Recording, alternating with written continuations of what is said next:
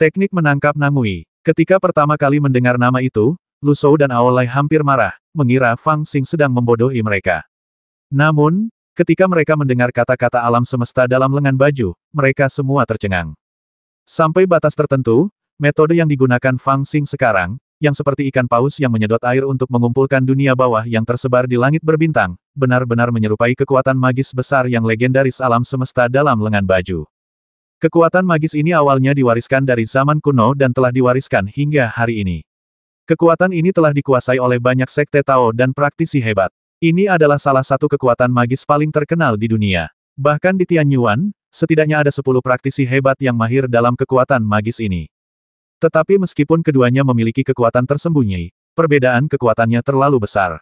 Jika rahasia orang lain hanya sekadar trik kecil untuk menangkap ayam, bebek, dan hewan kecil, maka rahasia kemampuan Fang Xing saat ini sebenarnya adalah kekuatan magis hebat yang dapat menangkap paus dan ular piton, dan ini tanpa mengetahui apakah dia telah menggunakan kekuatan penuhnya atau tidak.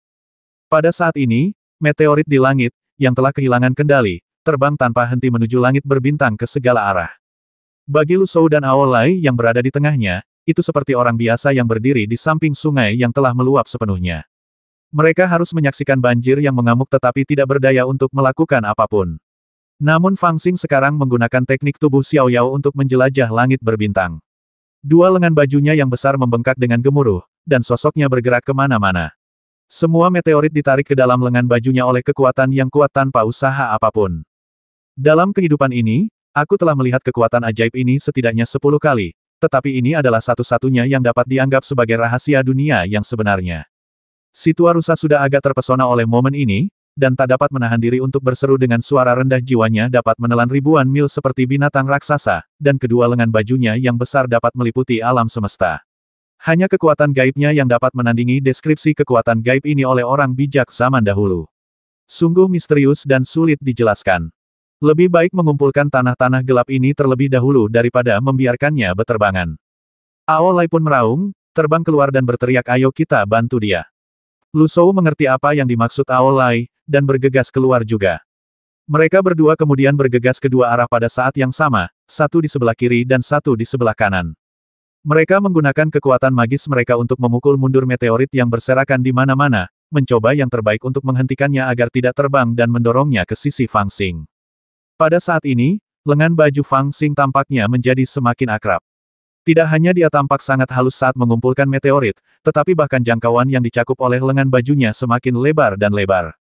Pada awalnya, itu hanya dapat menutupi area beberapa kaki, tetapi secara bertahap menjadi lebih besar. 10 kaki, 100 kaki, 1000 kaki. Mulia, secara bertahap, kekuatan sihir di kedua lengan bajunya menjadi semakin mahir, dan ruang yang ditutupi oleh gravitasi menjadi semakin besar. Seolah-olah ada dua lubang hitam di kedua lengan baju itu, dan benar-benar ada semacam ki yang menelan ribuan mil seperti yang dikatakan Lu Shou. Kemudian Lu Shou dan Aolai bekerja sama tepat waktu untuk mendorong semua meteorit dalam jangkauan kemampuan mereka, yang membuatnya lebih mudah baginya untuk mengumpulkannya. Aliran meteorit yang tak berujung dibawa ke kedua lengan bajunya, dan kemudian dia menggunakan dirinya sebagai jembatan untuk mengalir ke dunia kesadaran itu. Pada saat ini, di dunia kesadaran, hanya ada tanah tetapi tidak ada langit, dan hanya ada matahari yang menyala-nyala di langit. Namun, pada saat ini, ketika meteorit terbang ke lautan kesadaran dalam aliran yang tak berujung, bintang-bintang mulai muncul di langit. Mereka padat dan tergantung di atas 9 langit. Mereka tampak sangat cantik dan indah. Dari kiri ke kanan, mereka menutupi seluruh langit, seperti karpet hijau yang ditutupi permata, tak terbatas. Haha, itu menakjubkan. Di menara aneh setinggi 9 lantai di bawah langit berbintang, ada makhluk tertentu yang mendesah pelan dan tampak sangat tersentuh. Sekarang setelah keadaannya seperti ini, aku tidak tahu apakah aku harus memuji anak ini atas keberuntungannya atau kemampuannya yang luar biasa. Apapun yang terjadi, mampu memindahkan semua kitab suci Tao dari dunia naga kuno sekaligus menunjukkan betapa beruntungnya anak ini. Namun yang tidak dapat ku mengerti adalah bagaimana kitab suci Tao Yutu ini, yang seharusnya berada di dunia naga Tailong, muncul di langit berbintang ini. Anak ini mendapatkan banyak keuntungan tanpa imbalan. Dia benar-benar memanfaatkan ras naga selama ratusan ribu tahun. Dunia kuno klan naga pernah ditembus oleh Raja Abadi. Mungkin itu terkait dengan bencana itu. Jika memang begitu, maka jalan menuju keabadian di depan mungkin akan lebih hidup. Petik 2, petik 2. Petik 2, petik 2. Belum lagi emosi yang tak berujung di menara aneh 9 lantai itu, di dunia luar saat ini, Fang Xing, Aolai, Lu Shou dan yang lainnya telah sibuk selama 7 hari dan akhirnya berhenti. Bagaimanapun, lautan bintang itu terlalu luas dan megah. Setelah kehilangan pengekangan aslinya, meteorit-meteorit itu berhamburan ke segala arah dan sulit untuk dikejar. Mereka bertiga bergabung, dan dengan bakat terpendam Fang Xing sebagai fondasi, mereka bekerja keras selama 3 hari dan hanya berhasil memulihkan sekitar 30% dari meteorit yang tersebar, sementara sisanya telah melarikan diri semakin jauh ke langit berbintang yang luas dan sulit untuk dikumpulkan. Pada titik ini, lautan bintang yang awalnya dipenuhi meteorit yang tak terhitung jumlahnya telah menjadi hampa. Lebih dari 40% sumber daya dunia bawah yang besar dan mengerikan disempurnakan oleh Fang Xing sendiri, dan 30% lainnya dikumpulkan oleh Fang Xing di dunia kesadarannya, 30% terakhir lolos ke langit berbintang dan alam semesta yang luas. Siapa yang tahu siapa yang akan mendapatkannya pada akhirnya, dan siapa yang akan mendapat manfaat darinya. Kau harus ingat bahwa semua tanah akhirat yang terkumpul adalah milik klan naga kita. Aolai menemukan meteorit terakhir, berlari kembali dengan marah, menatap Fang Xing, dan berkata dengan sangat serius. Mengapa? Fang Xing menjawab tanpa sadar. Aolai hampir marah, tidak bisakah kau memurnikan setengah dari seluruh Nether Earth dan menyisakan sebagian untuk klan naga kita? Pertanyaan ini benar-benar membuat Fang Xing terdiam. Sekarang setelah dipikir-pikir, mereka hanya punya sedikit makanan, dan dia enggan makan bahkan beberapa suap. Itu semua adalah harta karun yang disiapkan untuk keturunan mereka. Dia memaksakan diri untuk menjadi tamu mereka, memakan setengahnya sekaligus, dan kehilangan banyak. Dia akhirnya mendapatkan kembali sebagiannya. Jika dia diminta untuk mengemas semuanya dan membawanya pergi, itu akan terlalu banyak. Setelah berpikir sejenak, dia menghela napas dan berkata, ini benar-benar membuatku dilema. Mari kita bertindak sesuai prinsip saja. Aolai tertegun sejenak. Prinsip apa? Fang Xing berkata dengan serius, bahkan dengan sikap yang sangat sopan, jika sesuatu dari orang lain jatuh ke tangan ketua sekte ini, aku pasti akan mengambil semuanya tanpa menyisakan apapun. Namun jika itu terjadi di antara teman, maka aku akan memberinya muka dan hanya mengambil setengahnya. Tidak baik mengambil setengahnya. Aolai tertegun sejenak, lalu tiba-tiba menyadari kita adalah saudara. Awalnya dia bertekad untuk tidak kehilangan saudara iparnya Fang Xing, tetapi sekarang dia harus berkompromi demi rencana klan naga. Inilah yang menggangguku. Fang Xing menggaruk kepalanya, mendesah, dan berkata, kalau begitu aku akan mengembalikan setengahnya kepadamu. Novel terbaru diterbitkan pertama kali di Liu 9 Suba. Lelaki tua rusa yang berdiri di dekatnya tertawa dan berkata, kau juga merampok sanak saudaramu. Fang Xing memutar matanya ke arahnya. Jangan sebut-sebut soal saudara, aku bahkan sudah merebut istriku sendiri. Aku mengosongkan Qian Liu Hai saat itu. Sambil berbicara, dia berubah menjadi aliran cahaya dan terbang maju seperti meteor. Aolai begitu cemas hingga matanya memerah dan dia bergegas menghampiri sambil berteriak, kembalilah ke sini. Kau benar-benar mencuri adikku. Sangat tidak mungkin Aolai akan bisa mendapatkan kembali sumber daya Nether Earth ini, tetapi rintangan pertama di jalan keabadian klan naga telah diatasi. Sekarang mereka telah tertunda cukup lama, lebih dari sebulan telah berlalu. Sejujurnya, mereka sedikit tidak yakin dan ingin mengejar Ibu Naga, serangga berkepala 9, dan yang lainnya. Namun, saat mereka melangkah maju, mereka menyadari bahwa untuk jalan keabadian yang luas ini, waktu bulan ini benar-benar tidak ada apa-apanya, hanya setetes air di lautan. Melanjutkan perjalanan di sepanjang jalan abadi, pada hari ketiga, mereka menemukan mayat yang layu di langit berbintang. Mayat itu kurus, dengan gumpalan rambut layu, dan tidak ada darah atau energi di tubuhnya. Hanya tersisa cangkang. Mayat itu tidak lain adalah wanita tua berambut layu yang telah dibawa pergi oleh Ibu Naga. Dilihat dari penampilannya saat ini, jelas bahwa Ibu Naga telah mengambil jiwanya dan memurnikannya menjadi pil yin yang, dan cangkangnya ditinggalkan begitu saja di sini. Sayang, jalan menuju keabadian tidak ada habisnya, berapa banyak orang yang mencari jalan itu. Langit berbintang dipenuhi tulang-tulang yang layu, dan jiwa-jiwa yang berduka bernyanyi setiap malam. Melihat jasad wanita tua berambut kering itu, Lu Shou tampak sedikit sedih. Dia mengumpulkan cangkang dagingnya dengan tangannya sendiri dan menguburnya di bintang daratan terdekat. Fang Xing dan Aolai menoleransi dia membuang-buang waktu mereka, tetapi mereka tahu dalam hati mereka bahwa jika Fang Xing tidak menghentikan Ibu Naga sejak awal, Lu Shou lah yang akan mati di sini, dan akan dibuang ke langit berbintang bahkan tanpa mayat untuk dikumpulkan. Dia telah mencari keabadian sepanjang hidupnya, tetapi berakhir tanpa tempat pemakaman. Belum lagi dia tidak bisa pergi ke negeri dongeng, dia bahkan tidak bisa dimakamkan di Tianyuan. Betapa menyedihkannya itu. Dan dari kata-kata yang kedengarannya seperti puisi tapi bukan puisi, seperti sebuah kunjungan tapi bukan kunjungan, yang kedengaran seperti kebohongan, seseorang seolah melihat perubahan dalam hatinya. Saya bertanya-tanya apakah lelaki tua ini, yang juga telah menghabiskan seluruh hidupnya mencari keabadian, telah kehilangan keinginannya untuk menjadi abadi. Jalan menuju keabadian itu panjang, jadi mari kita duduk menyendiri dan bergantian bertugas seperti sebelumnya. Setelah berangkat lagi, yang terbentang di hadapan mereka adalah langit berbintang yang luas. Lu Shou menyarankan agar mereka bermeditasi secara bergantian dalam pengasingan, dan hanya menyisakan satu orang yang bertugas untuk mengendalikan arah. Ini akan menghemat sumber daya, dan akan lebih baik daripada menanggung penderitaan yang tak berujung hari demi hari. Bahkan bagi para praktisi, akan sulit untuk menanggung kesepian. Itu tidak perlu. Padahal, ada banyak hal yang bisa dilakukan di langit berbintang. Pada saat ini, Fang Xing mengemukakan pendapat yang berbeda, dan yang paling penting, dia mengeluarkan barang yang paling berharga. Diperoleh dari peta bintang dewa. Langit berbintang ini mungkin tampak tandus dan tak berbatas, tetapi sebenarnya, ia penuh dengan harta karun. Sambil membolak-balik buku bergambar yang sebelumnya enggan diambilnya, Fang Xing tersenyum dengan ekspresi yang agak kuno sejujurnya, sebelumnya aku tidak tahu ada begitu banyak hal baik di langit berbintang, kalau tidak, hal-hal itu pasti sudah kutemukan sejak lama. Di mata sebagian orang, langit berbintang yang luas adalah tempat yang sunyi dan mati. Di mata mereka yang mengabdikan diri untuk mencari keabadian seperti Lu Shou, jalan ini membosankan. Di mata Aolai, jalan abadi ini penuh dengan kebingungan dan hal-hal yang tidak diketahui. Namun dalam pandangan Fang Xing saat ini, jalan abadi dan langit berbintang ini seperti rumah harta karun yang penuh dengan harta karun, hanya sedikit lebih besar. Apakah kamu melihatnya? Kata-kata ini bukan sekadar omong kosong. Setelah menginjakan kaki di perjalanan bintang lagi, Fang Xing dengan cepat membuat Aolai dan Lu Shou mengerti apa yang dimaksudnya. Atlas para dewa ini mencatat 372 jenis tambang emas dan 467 jenis tanah bintang yang berbeda. Sebagian besar dapat digunakan untuk menempa peralatan. Setelah menambahkannya, kemungkinan menghasilkan senjata ajaib akan sangat meningkat. Saya yakin Anda juga tahu bahwa Tianyuan selalu memiliki pandai besi pedang yang suka mengumpulkan meteorit dan menggunakannya untuk menempa pedang. Ini karena berbagai jenis besi berharga dan tembaga peri di langit berbintang jauh lebih melimpah daripada Tianyuan. Biasanya, mereka sangat senang jika bisa mendapatkan satu atau dua kati, tetapi bagaimana dengan kita?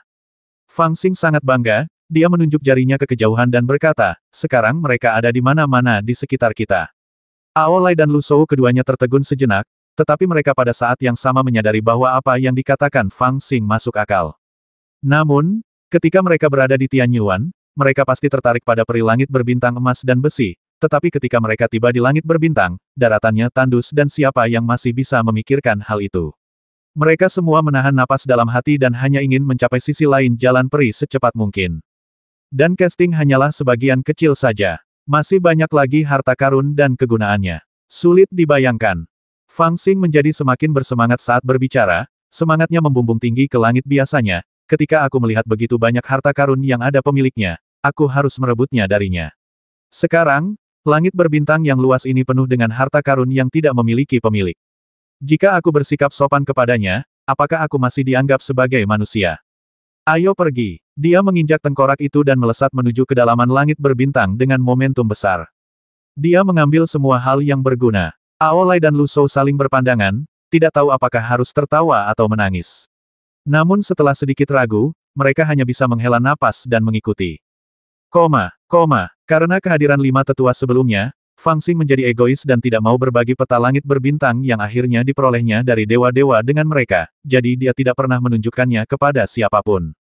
Namun sekarang berbeda, dengan hanya orang-orangnya sendiri di sekitarnya, dia menjadi tertarik. Saat bepergian di jalan, dia mulai menjelajahi berbagai bintang besar di sepanjang jalan, mencari meteorit langka dan perunggu peri menurut catatan di peta langit berbintang. Setiap kali dia menemukan satu, dia akan sangat bersemangat, yang membuat perjalanan tidak terlalu membosankan. Namun, alasan mengapa dia mencari benda-benda ini adalah karena perjalanan panjang itu terlalu membosankan dan nalurinya mengambil alih. Dia sebenarnya tidak tertarik pada besi dan emas peri ini, tetapi ada seorang lelaki tua bernama Lu Shou di sisinya, dan Lu Shou bukanlah seorang pejuang sejak awal. Dalam kehidupan ini, dia berlatih, dan minatnya pada semua jenis teknik aneh, formasi, jimat, jauh lebih tinggi daripada metode pertempuran. Terlebih lagi, fakta bahwa dia mampu berlatih formasi hingga levelnya saat ini juga menunjukkan bahwa dia memiliki bakat yang sangat tinggi dalam teknik-teknik yang tidak konvensional ini. Sekarang Fang Xing telah mengumpulkan banyak sekali kepingan meteorit emas abadi dan menumpuknya di Istana Ilahi. Dia terlalu malas untuk mempedulikannya dan hanya tahu membandingkannya dengan atlas langit berbintang untuk mengetahui berapa nilai benda-benda ini. Namun, Lu Shou perlahan-lahan menjadi tertarik dan mulai mempelajari berbagai fitur luar biasa dari meteorit emas abadi ini. Awalnya, dia hanya tertarik, tetapi kemudian, dia perlahan-lahan membenamkan dirinya di dalamnya, mempelajarinya siang dan malam dan menikmatinya. Untungnya, Fang Xing membawa banyak sekali barang-barang acak bersamanya dalam perjalanan panjang ini. Dapat dikatakan bahwa ia telah membawa pergi harta karun Tao yang tak terhitung jumlahnya. Setiap kali Lu Shou ingin meminta sesuatu seperti tungku alkimia, ramuan spiritual, jimat, del, ia dapat menemukan semuanya, dan jumlahnya cukup banyak. Lu Shou merasa bahwa itu tidak berbeda dengan saat ia berada di Tianyuan. Selain itu, energi spiritual Fang Xing cukup melimpah, jadi ia tidak perlu menyendiri lagi. Ia dapat fokus pada studinya dan ia tidak lagi tertekan. Dan ada banyak bahaya di sepanjang jalan, yang semuanya diselesaikan oleh 5 tetua di masa lalu, dan Fang Xing bahkan tidak akan memperhatikannya. Tetapi sekarang mereka harus menyelesaikannya sendiri. Lagi pula, tanpa 5 tetua, ada Aolai yang bersemangat, yang selalu menjadi orang yang merasa tidak nyaman jika dia tidak bergerak setiap hari.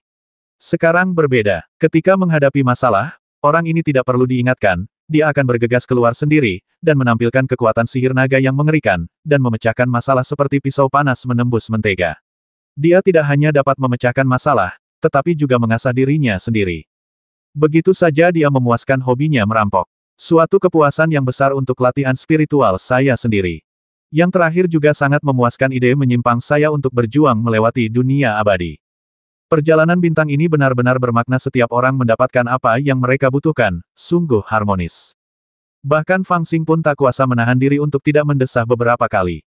Jika ia bisa memiliki beberapa istri lagi untuk menemaninya sepanjang jalan, dan melahirkan seorang bandit kecil untuk diajak bermain, itu akan sempurna. Itu pasti lebih baik daripada menemani seorang lelaki tua dan seekor naga jantan yang terlalu bersemangat sepanjang hari, bukan? Karena pikiran inilah aku mulai semakin merindukan Ao Zhen.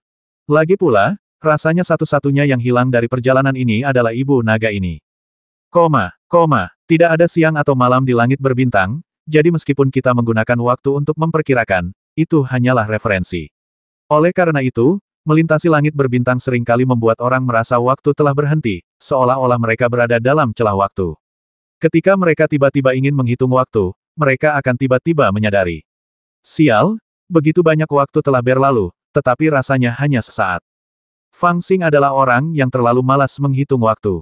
Dia menghabiskan hari-harinya dengan linglung dan sama sekali lupa memikirkan berapa lama dia telah melintasi langit berbintang. Dia hanya merasa bahwa dia telah mengembangkan keterampilan alam semesta dalam lengan baju secara umum dengan sempurna dan cukup akrab dengan penjelajahan dunia kesadaran. Beberapa benih obat spiritual yang disimpan di Istana Ilahi telah berkembang dan menghasilkan buah di dunia kesadaran. Yang terpenting, di antara kelompok makhluk pertama di dunia kesadarannya, ada sekitar 100 nangui gemuk, salah satunya telah dilatih ke alam inti emas olehnya karena kebosanannya. Hal lain adalah bahwa Lu Shou telah membuktikan reputasinya sebagai seorang kultivator formasi. Ia menggunakan berbagai jenis besi dan emas sebagai material, perlahan dan saksama memahami berbagai karakteristik Istana Dewa Fang Xing, dan mulai menyempurnakannya. Secara bertahap, luas Istana Dewa Fang Xing telah meningkat dari 100 kaki menjadi 1000 kaki, dan kemudian bahkan menjadi 10.000 kaki, atau bahkan lebih. Bahkan Aolai dapat berguling-guling di dalamnya tanpa berubah menjadi bentuk manusia. Namun, setelah begitu banyak perubahan, Fang Xing dan kawan-kawannya masih belum berhasil menyusul serangga berkepala 9, atau bahkan Ibu Naga, Tuan Lan, Tuan Wen, dan yang lainnya. Ketika mereka senggang, mereka juga membahas bahwa Tuan Lan dan kawan-kawannya memiliki peta bintang yang diberikan Fang Xing kepada mereka di awal. Fang Xing secara alami telah merusak peta bintang tersebut sehingga dapat mengarah ke tingkat kedua jalan abadi dengan aman. Namun, mulai dari tingkat kedua, rutenya berubah. Oleh karena itu, Fang Xing berkata bahwa ia mungkin dapat menyusul orang-orang itu di tingkat kedua. Tetapi yang tidak terduga adalah bahwa tingkat kedua tidak terlihat dimanapun. Jalan menuju keabadian ini ternyata panjang. Namun, tepat ketika Fang Xing dan yang lainnya akhirnya terbiasa dengan langit berbintang yang luas, mereka akhirnya menemukan sesuatu yang menyentuh hati mereka lagi, dan akhirnya mengakhiri perjalanan panjang mereka yang telah berlangsung entah berapa lama. Fang Xing, yang seperti biasa berjongkok di atas tengkorak dan minum dengan malas dari toples anggur, tiba-tiba mengangkat kepalanya. Sebuah nebula besar muncul di hadapan kami, kabur dan misterius, sehalus tabir. Dan di bawah nebula itu, sebuah benua luas dapat terlihat samar-samar, tiba-tiba membentang di langit berbintang. Novel terbaru diterbitkan pertama kali di Liu 9 Suba. Seolah-olah telah menerobos ruang angkasa, dan nebula sebesar itu muncul di depan mata Fang Xing. Di luar nebula, ada platform batu giok putih yang didirikan di langit berbintang. Yuntai sangat indah dengan ukiran dan tatahan batu giok, dan memiliki aura keabadian. Mirip dengan jembatan abadi yang legendaris.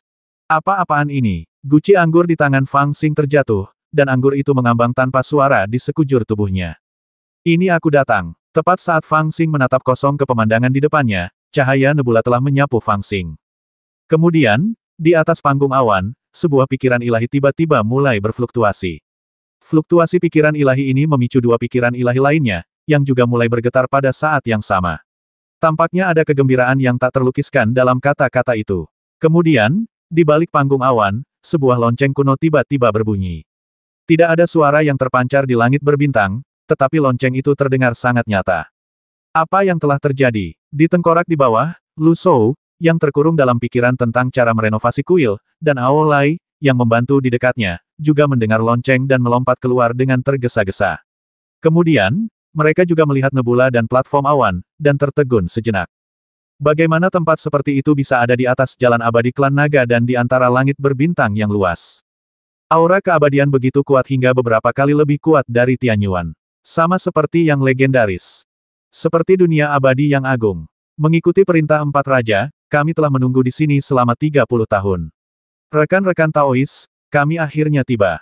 Tepat saat mereka bertiga tertegun dan berkonsentrasi untuk melihat, mereka tiba-tiba mendengar suara tawa keras yang berasal dari panggung awan.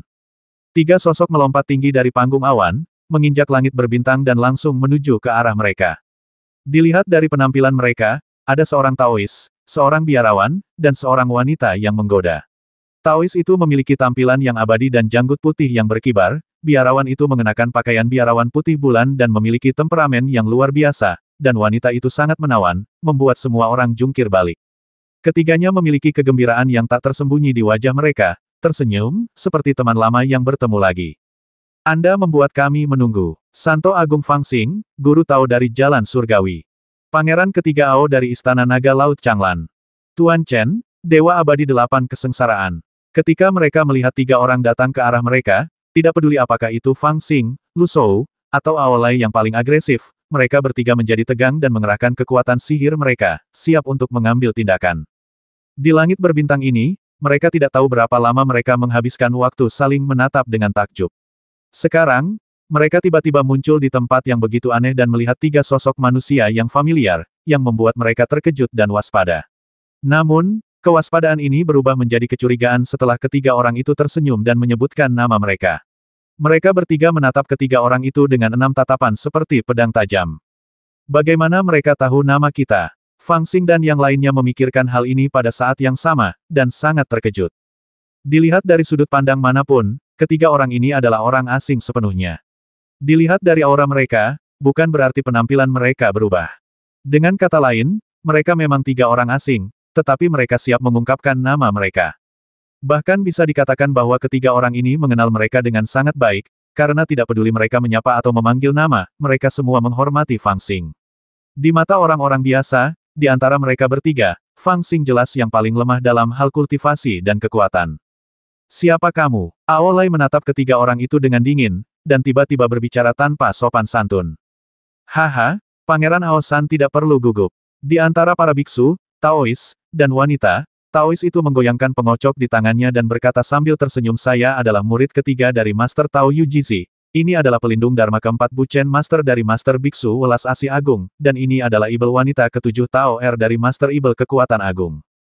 Kami bertiga, mengikuti perintah dari keempat guru, telah berada di sini untuk menyambut kalian bertiga selama setengah abad. Kami benar-benar sangat gembira melihat kalian hari ini. Siapakah penguasa Tao, penguasa Ibel, dan penguasa Buddha?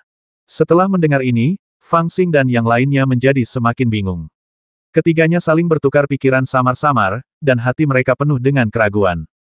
Terutama ketika dia mendengar pendeta Tao itu berkata bahwa mereka telah menunggunya selama setengah abad, hatinya dipenuhi dengan keterkejutan. Mungkinkah mereka tahu aku akan datang setengah abad yang lalu? Kedengarannya tidak dapat diandalkan. Mereka sendiri tidak tahu bahwa mereka akan datang 30 tahun yang lalu.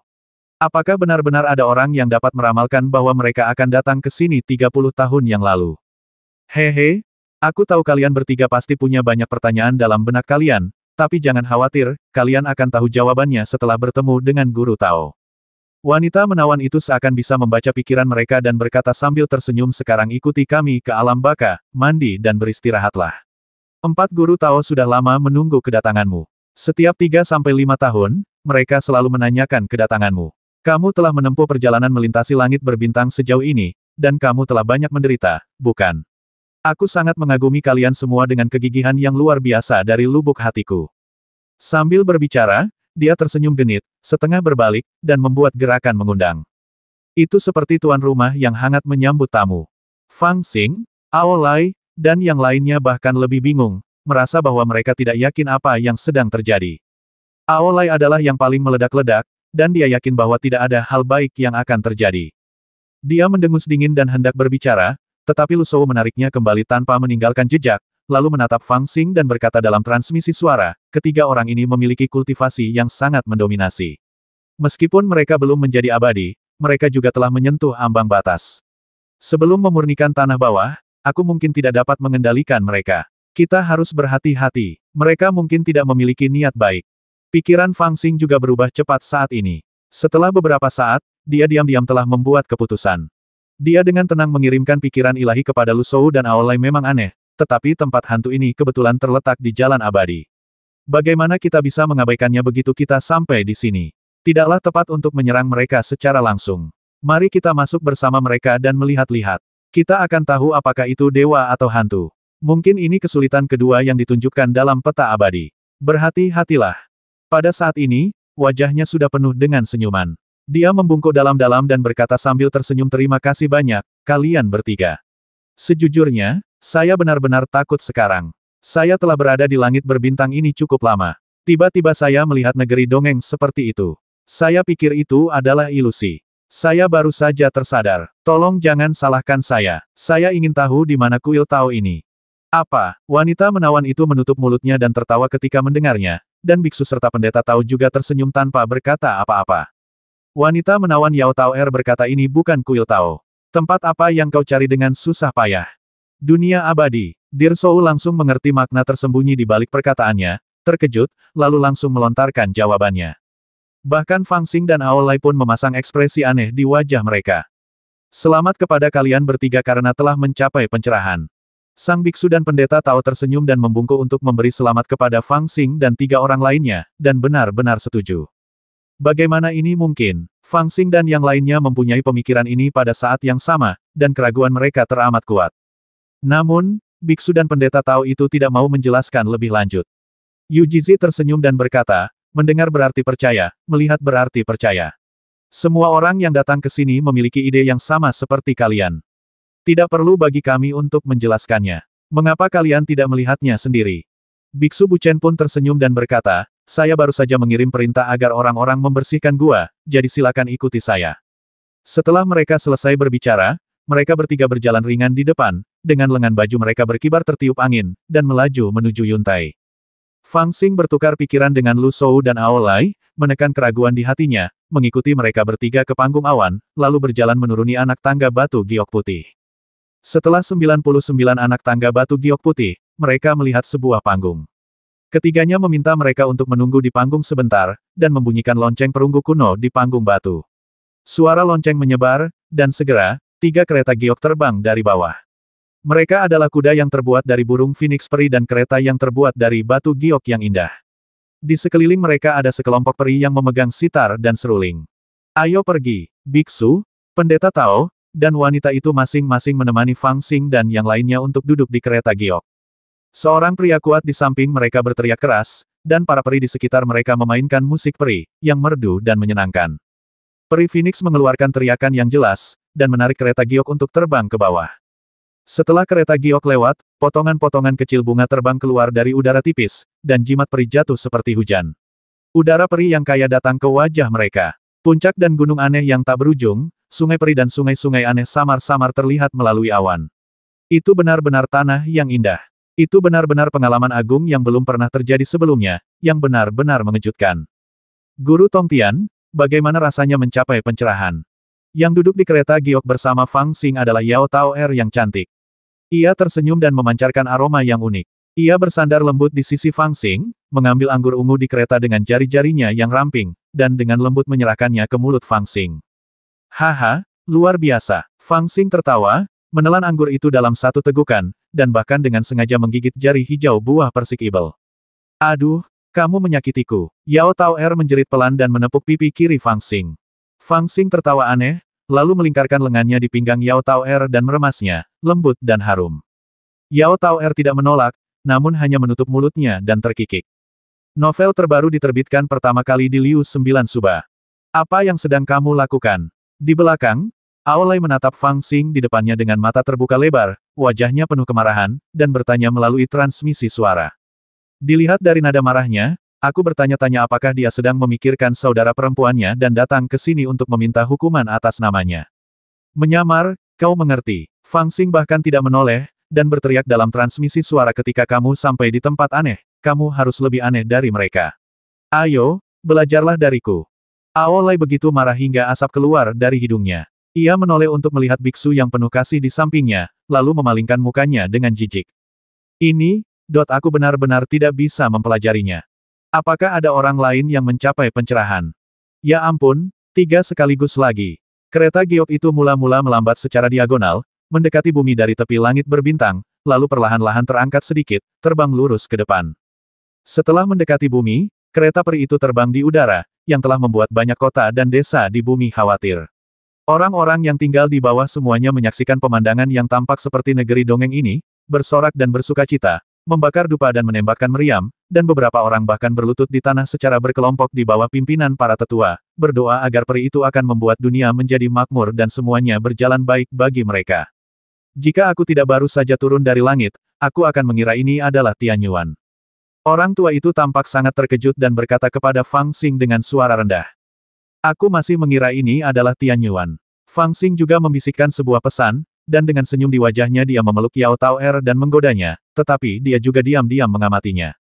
Mereka sangat mirip, baik itu dataran dan pegunungan, sungai-sungai yang panjang, atau kota-kota yang dibangun di tanah ini, orang-orang fana yang tinggal di kota-kota itu sama persis dengan Tianyuan. Perbedaannya adalah bahwa energi abadi di sini lebih dari 100 kali lebih padat daripada yang ada di Tianyuan. Oleh karena itu, Anda tidak hanya dapat sesekali melihat beberapa kultivator dengan kekuatan yang mengerikan, tetapi bahkan warga sipil yang tinggal di sini juga dalam keadaan sehat. Dilihat dari orang biasa yang secara tidak sengaja dilirik Fang Xing, orang itu sama sekali tidak memiliki kultivasi, tetapi kekuatannya sebanding dengan roh. Kita perlu melapor kepada 4 guru besar bahwa tamu terhormat telah tiba. Ketiga sahabat tahu itu sebaiknya beristirahat dulu di Gunung Duansu ini dan menunggu 4 guru besar memanggil kalian. Tandu giok itu terbang mendekati tanah, dan setelah sekitar 1 jam, tandu itu tiba di depan sebuah gunung yang menjulang tinggi. Ada beberapa halaman dan paviliun yang sangat indah di gunung itu. Biksu, pendeta Tao, dan wanita ibel itu meninggalkan tandu giok itu dan membawa mereka ke istana. Ketika mereka tiba di depan sebuah istana, mereka melihat banyak pria dan pelayan yang kuat keluar untuk menyambut mereka. Mereka sangat hormat dan membungkuk untuk menyambut Fang Xing dan yang lainnya.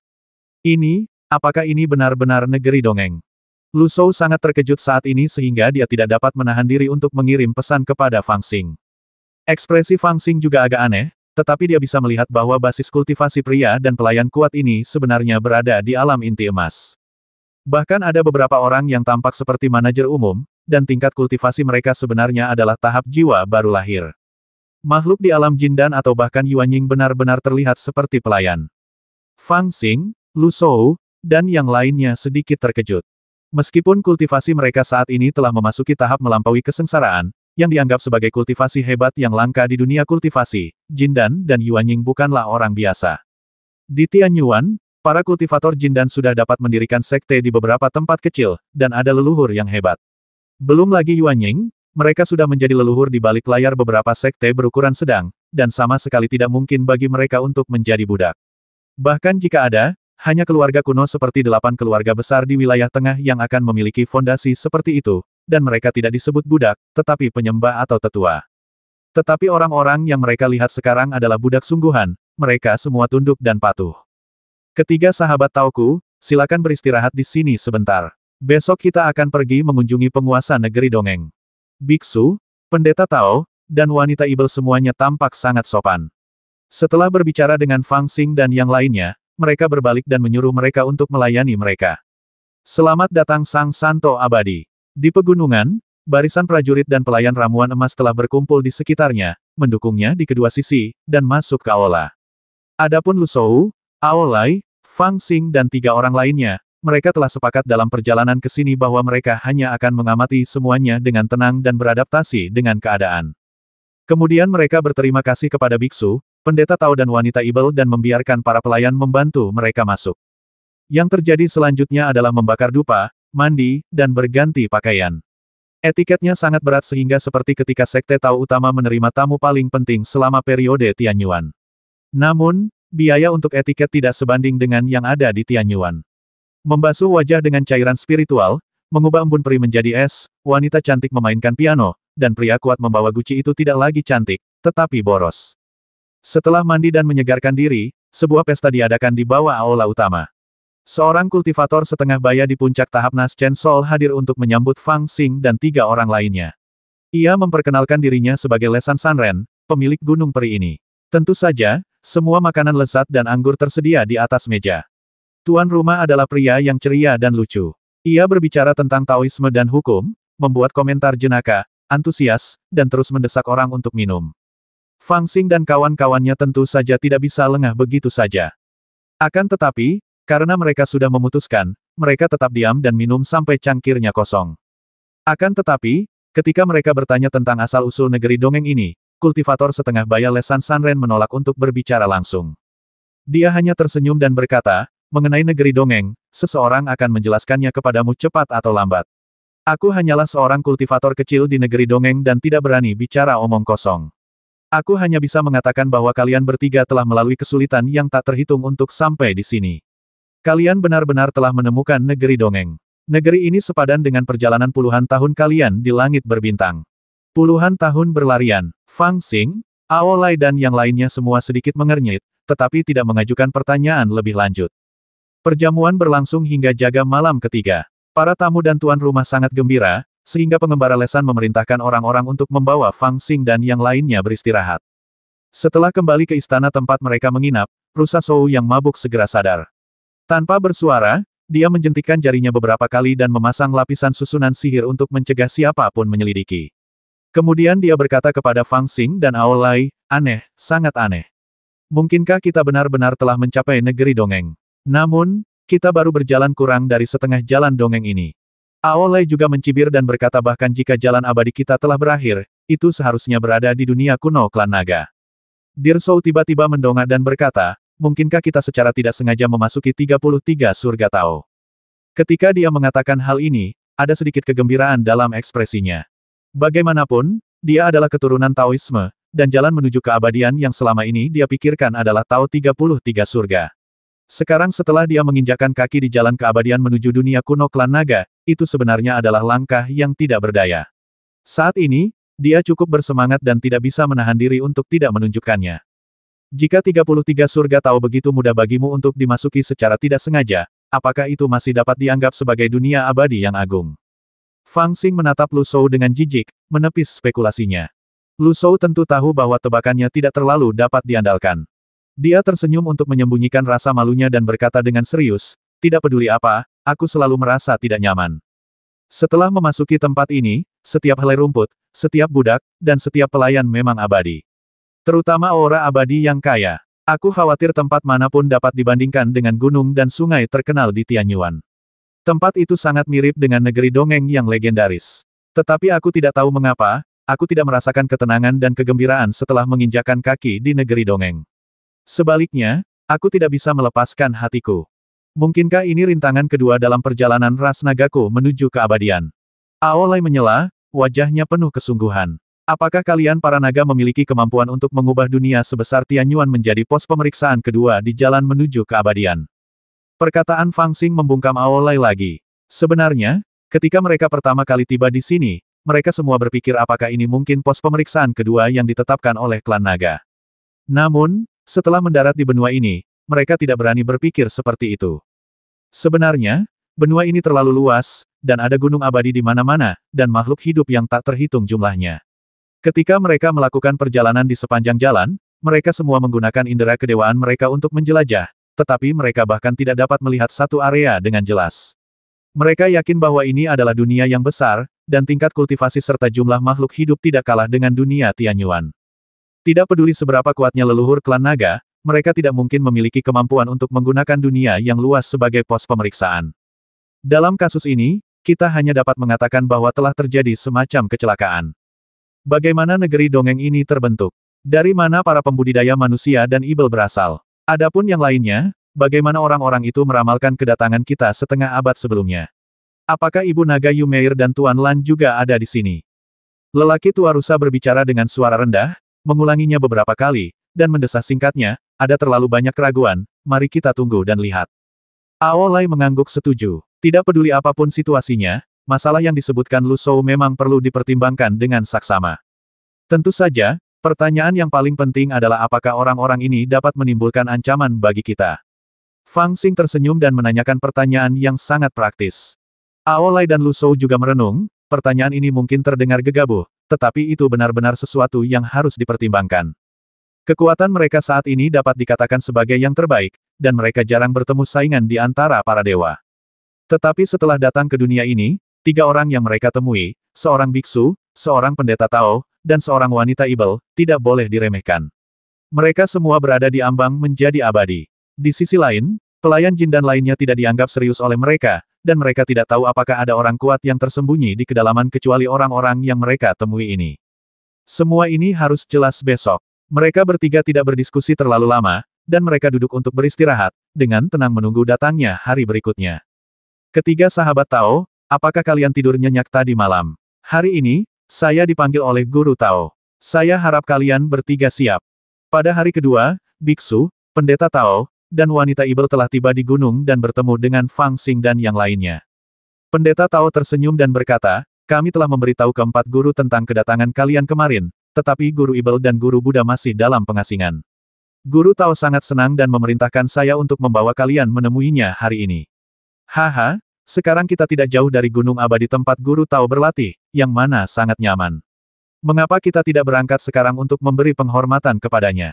Guru Tao atau guru ibel yang mana? Fang Xing dan yang lainnya sudah siap mental, jadi mereka langsung setuju, tetapi mereka tidak bisa menahan perasaan curiga.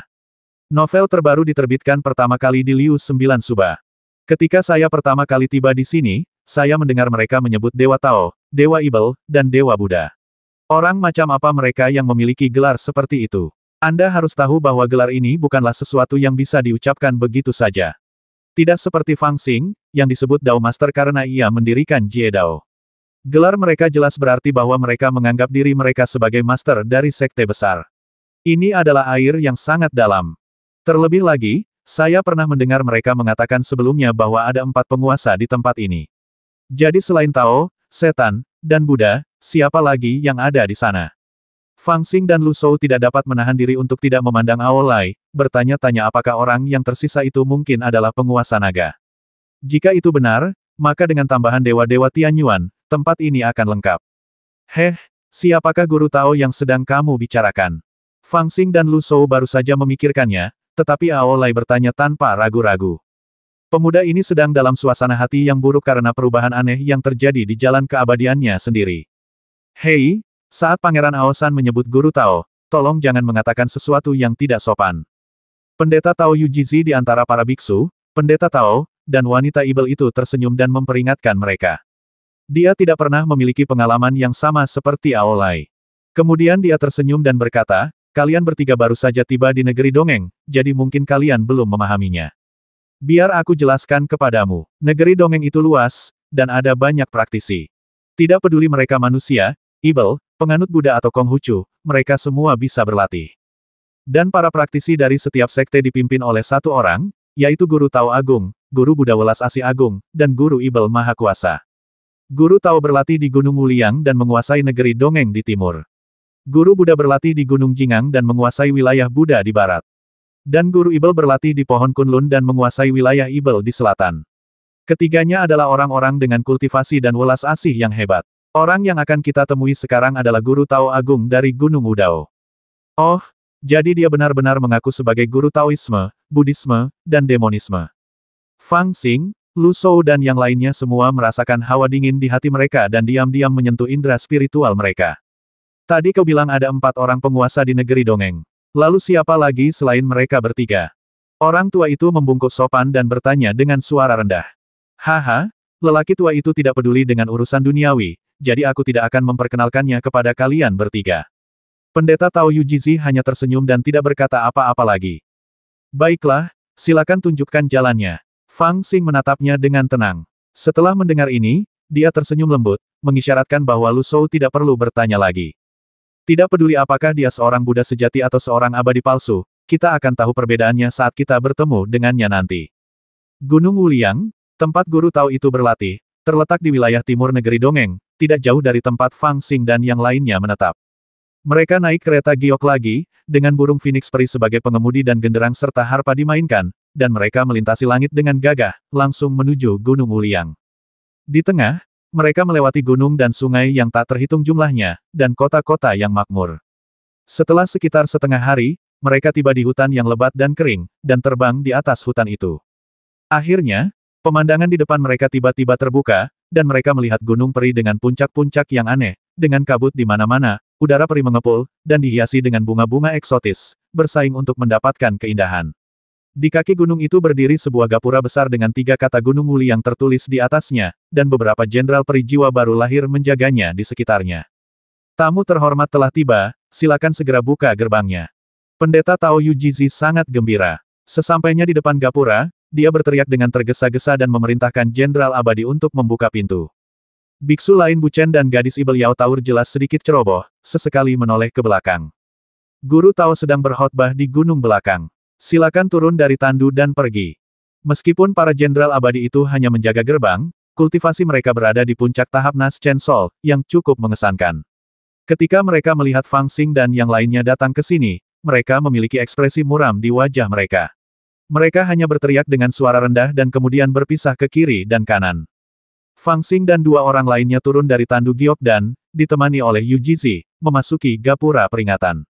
Namun pada saat ini, salah satu jenderal abadi yang menjaga gunung tiba-tiba maju, memegang piring kayu emas ungu di tangannya, dan berkata tanpa ekspresi jika Anda ingin memasuki Gunung Wuliang, Anda harus mematuhi peraturan Gunung Wuliang. Dunia kecil tidak diperbolehkan dibawa ke sini, jadi silakan tinggalkan di sini dan saya akan menyimpannya untuk Anda saat Anda keluar. Kau ingin meninggalkan dunia kecilku? Fang Xing tiba-tiba terkejut dan berhenti. Bahkan Lu Shou dan Aolai tiba-tiba berhenti pada saat ini, mengerutkan kening. Betapa berharganya dunia kecil itu, hampir dapat disebut sebagai senjata sihir paling top di dunia. Tidak semua orang memilikinya, bahkan jika mereka adalah makhluk abadi sejati. Terutama dunia kecil Fang Xing, yang telah diubah berkali-kali oleh Lu Shou, dan diperluas beberapa kali. Itu tidak lagi seperti dulu. Meskipun mungkin tidak sebanding dengan milik Big Golden Crow, itu sudah menjadi dunia kecil kelas 1. Dapat dikatakan sebagai senjata sihir paling berharga yang dimilikinya. Tetapi sekarang sebelum memasuki Gunung Wuliang, Jenderal Abadi ini sebenarnya ingin dia tinggal. Ini benar-benar permintaan yang terlalu banyak. Salahkan aku, salahkan aku. Aku ceroboh dan lupa tentang ini. Yujizi tiba-tiba menyadari, buru-buru meminta maaf, dan berkata sambil tersenyum masam Gunung Wuliang memang memiliki aturan ini. Tetapi dunia kecil ini adalah harta karun, tidak banyak orang yang memilikinya, jadi saya melupakannya. Jangan khawatir, rekan Daois Fang, Anda hanya perlu meninggalkan dunia kecil ini, dan setelah memberi hormat kepada Guru Tao, Anda akan memberikannya dengan kedua tangan. Tidak akan ada kesalahan, jika benar-benar tidak berhasil. Saya di sini untuk membantu Anda mengawasinya. Biksu lainnya Buchen dan Yao Taur keduanya tersenyum saat ini, seolah-olah mereka sedang bersukacita atas kemalangan orang lain. Fang Xing melirik Yujizi yang penuh kecemasan, lalu menatap Jenderal Abadi yang diam seperti gunung dan jelas tidak mau berkompromi. Dia tersenyum lembut dan menggelengkan kepalanya, berkata, lupakan saja, dunia ini hanya kecil. Tidak ada gunanya, tinggalkan saja di sini. Setelah berkata demikian, dia perlahan melepaskan tengkorak yang melingkari pinggangnya dan melemparkannya ke atas lempengan kayu. Jenderal Abadi dan yang lainnya sedikit terkejut, seolah-olah mereka tidak menyangka dia akan bersikap begitu terus terang. Mereka membungkuk sedikit dan memberi jalan. Terima kasih atas pengertian Anda. Yujizi dipenuhi rasa terima kasih, mendesah pelan, dan mengundang Fang Xing dan yang lainnya untuk masuk. Itu jelas hanya gapura peringatan yang tampak biasa saja, tetapi Fang Xing dan yang lainnya langsung terkejut saat melangkah masuk. Kedua pria dan naga itu mengangkat kepala mereka hampir bersamaan dan mengeluarkan suara pelan. Ternyata begitu mereka memasuki gapura peringatan, mereka langsung merasakan energi abadi di sekitar mereka menjadi 10 kali lebih padat. Mereka bahkan tidak perlu bernapas. Angin abadi mengalir secara alami melalui tubuh mereka, membersihkan tubuh dan pikiran mereka. Bahkan kekuatan sihir mereka mulai bergetar sedikit dan perlahan meningkat. Itu seperti mimpi, seolah-olah mereka langsung terbenam dalam cairan abadi. Jika aku bisa berlatih di sini, maka itu akan seperti mimpi. Lu Shou tidak dapat menahan diri untuk tidak berbicara dengan suara pelan, dengan ekspresi mabuk di wajahnya. Bahkan jantung Fang Xing pun tak kuasa menahan diri untuk tidak berdetak kencang. Jika energi abadi di negeri dongeng ini sudah 10 kali lebih kaya daripada di tanah suci teratas Tianyuan, maka energi abadi di Gunung Wuliang lebih dari 100 kali lebih kaya daripada di tempat lain di negeri dongeng ini. Bagi para kultivator, ini hanyalah alam mimpi dari tanah suci. Dapat diramalkan bahwa karena energi abadi di sini begitu kaya, berlatih di sini secara alami akan menghasilkan hasil 2 kali lipat dengan setengah usaha. Diperlukan waktu puluhan juta tahun untuk bertahan di tempat lain, tetapi di sini mungkin hanya butuh beberapa tahun. Terutama ketika mereka telah mencapai level ini, berlatih menjadi semakin sulit. Jadi datang ke negeri dongeng ini seperti ikan di air. Haha, rekan-rekan Taois, guru Tao sedang berkhotbah di gunung belakang, ikutlah aku. Yu Jizi juga mengambil napas dalam-dalam beberapa kali, lalu memimpin jalan dengan senyum di wajahnya. Semua orang tidak terbang ke langit, tetapi hanya berjalan di sepanjang jalan setapak berbatu di pegunungan. Semakin dalam mereka masuk ke pegunungan, semakin pekat udara peri itu. Itu benar-benar perasaan nyaman yang tak terlukiskan.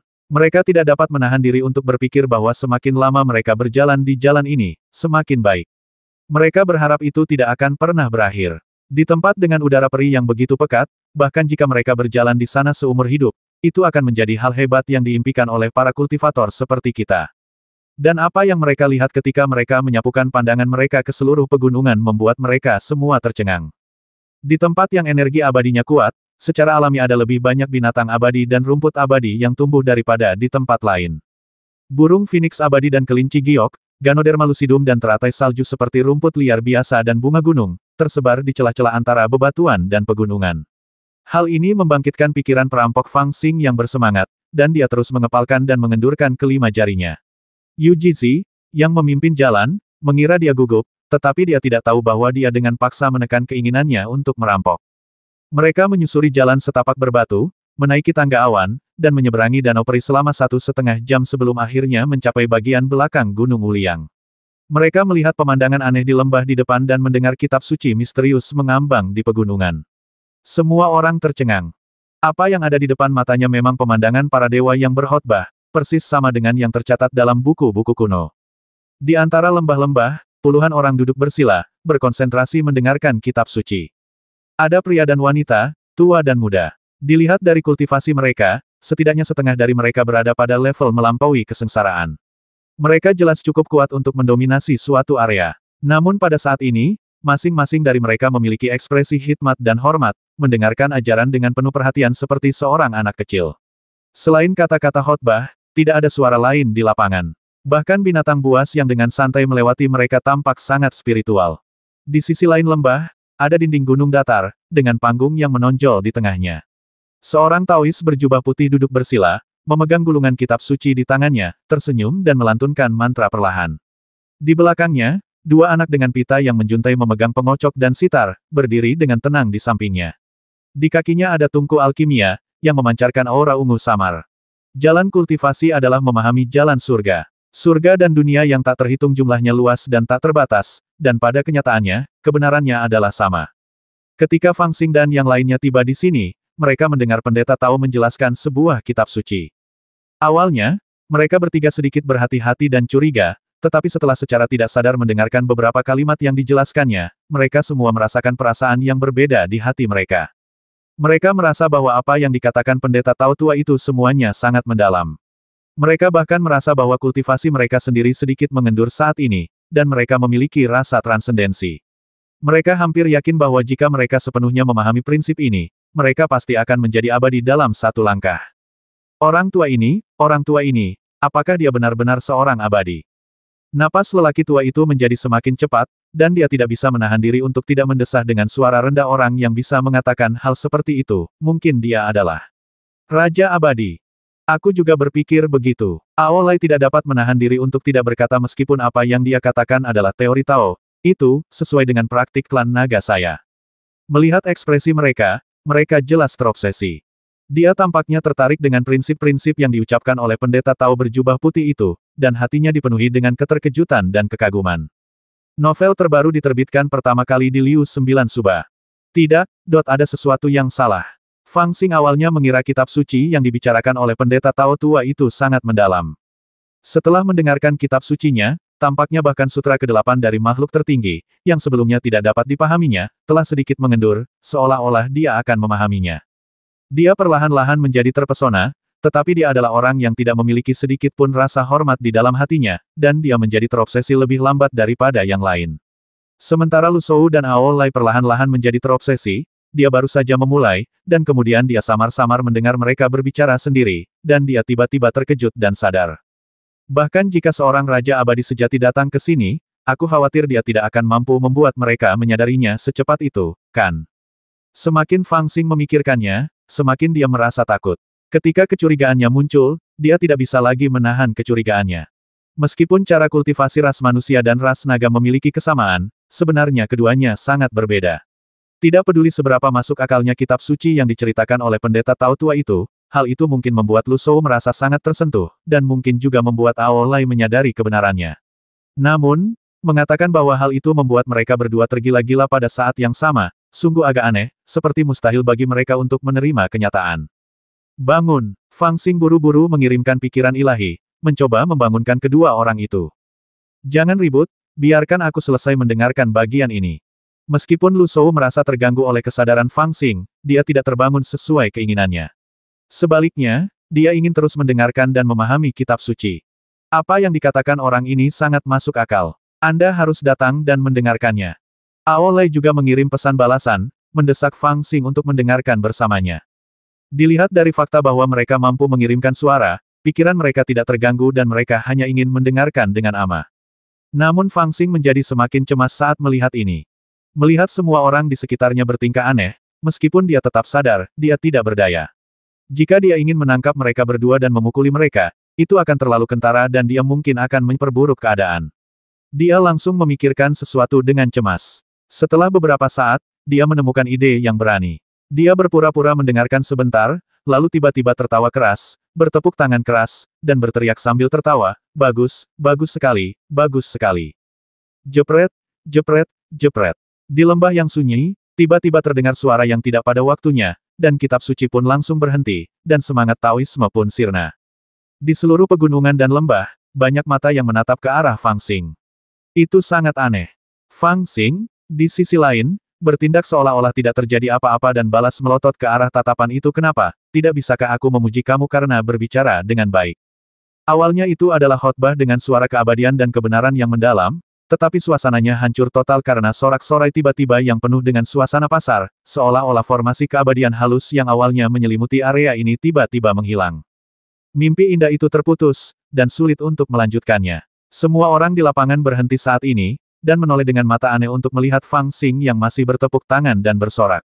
Dia tidak terlihat seperti pembasmi, hanya membosankan, dan entah mengapa membuat orang merasakan tekanan yang tidak terlihat. Pada saat ini, Lu Shou dan Aolai juga tiba-tiba terbangun dan saling memandang. Mereka berdua memiliki ekspresi serius dan sedikit bingung. "Hehe, siapa teman muda ini?" Pendeta Tao berjubah putih yang sedang duduk bersila di panggung batu di dinding gunung juga menatap Fang Xing dengan tenang 2 kali, lalu berbicara dengan tenang. "Guru, mohon maafkan saya." Yu Jizi tampak sangat ketakutan, dan dia segera bersujud di tanah, berulang kali berkata, "Ini. Haha, Guru Tao, mohon maafkan saya. Saya adalah seorang kultivator Tianyuan, seorang Tao yang baru saja memasuki negeri dongeng. Saya ingin datang dan mengunjungi Anda, tetapi saya kebetulan mendengar Anda berkhotbah. Saya tidak dapat menahan diri untuk tidak mendengarkan beberapa kata lagi. Kali ini, saya mendengar sesuatu yang luar biasa. Apa yang Anda katakan sangat masuk akal." Fang Xing tidak menunggu Yu Jizi memperkenalkannya. Dia sudah melangkah maju, tersenyum, dan membungkuk ke 4 arah. Dia ingin bersikap lebih sopan dan memuji pendeta Tao tua berjubah putih itu, tetapi ketika kata-kata itu sampai di bibirnya, dia tidak tahu kata-kata apa yang harus digunakan. Dia hanya bisa tersenyum samar dan melangkah maju sambil berbicara, berkata, saya sangat senang mendengar bagian yang indah itu sehingga saya tidak bisa menahan diri untuk tidak menyapa. Saya tidak menyangka akan mengganggu pendeta tua yang abadi itu. Oh, sungguh berdosa. Bagaimana kalau Anda minum air dan terus berbicara? Kali ini saya pasti tidak akan mengganggu Anda lagi. Omong kosong, malah mengganggu ceramah guru Tao, ini benar-benar kejahatan yang tidak bisa dimaafkan, orang-orang kuat di kiri dan kanan, kenapa kamu tidak mengalahkan mereka? Ucapan sopan ini tidak membuat marah guru Tao, tetapi di antara orang-orang yang mendengarkan di bawah, seseorang menjadi marah. Dia berteriak dingin, berdiri dengan lengan bajunya melambai, dan memerintahkan orang-orang kuat di kiri dan kanannya untuk membawa Fang Xing pergi. Ketika orang-orang di sekitar mendengar ini, mereka semua bersorak pada saat yang sama. Bahkan Yu Jizi pun tercengang ketika mendengar ini, dan tampak sedikit malu. Fang Xing, di sisi lain, tersenyum dengan mata menyipit, tanpa menunjukkan emosi apapun. Aolai dan Lu Shou sangat terkejut dan diam-diam mengaktifkan kekuatan sihir mereka, siap beraksi kapan saja. Haha, tetap tenang. Namun, pada saat ini, guru Tao tua berjubah putih itu berbicara sambil tersenyum dan berkata ini bukan salah teman kecil ini. Sebenarnya, saya yang mengirim orang untuk memanggil mereka ke sini. Hanya saja ketika saya berbicara tentang poin-poin penting tadi, saya menjadi tertarik dan lupa waktu. Saya mengabaikan para tamu. Haha, teman-teman Tao, hari ini sudah larut. Mengapa kita tidak bubar sekarang?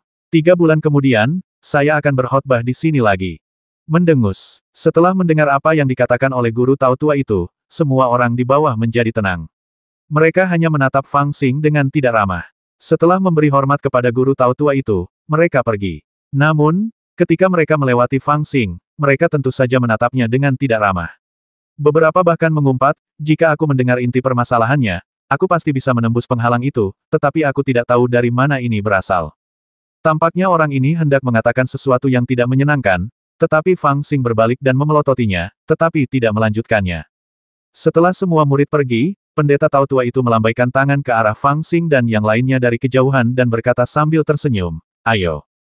Kamu cukup sombong. Fang Xing mengeluh dalam hatinya, kemudian dia menghubungkan pikirannya dengan Lu Shou dan Aolai, lalu terbang mendekati mereka pada saat yang sama, memberi hormat dengan sopan.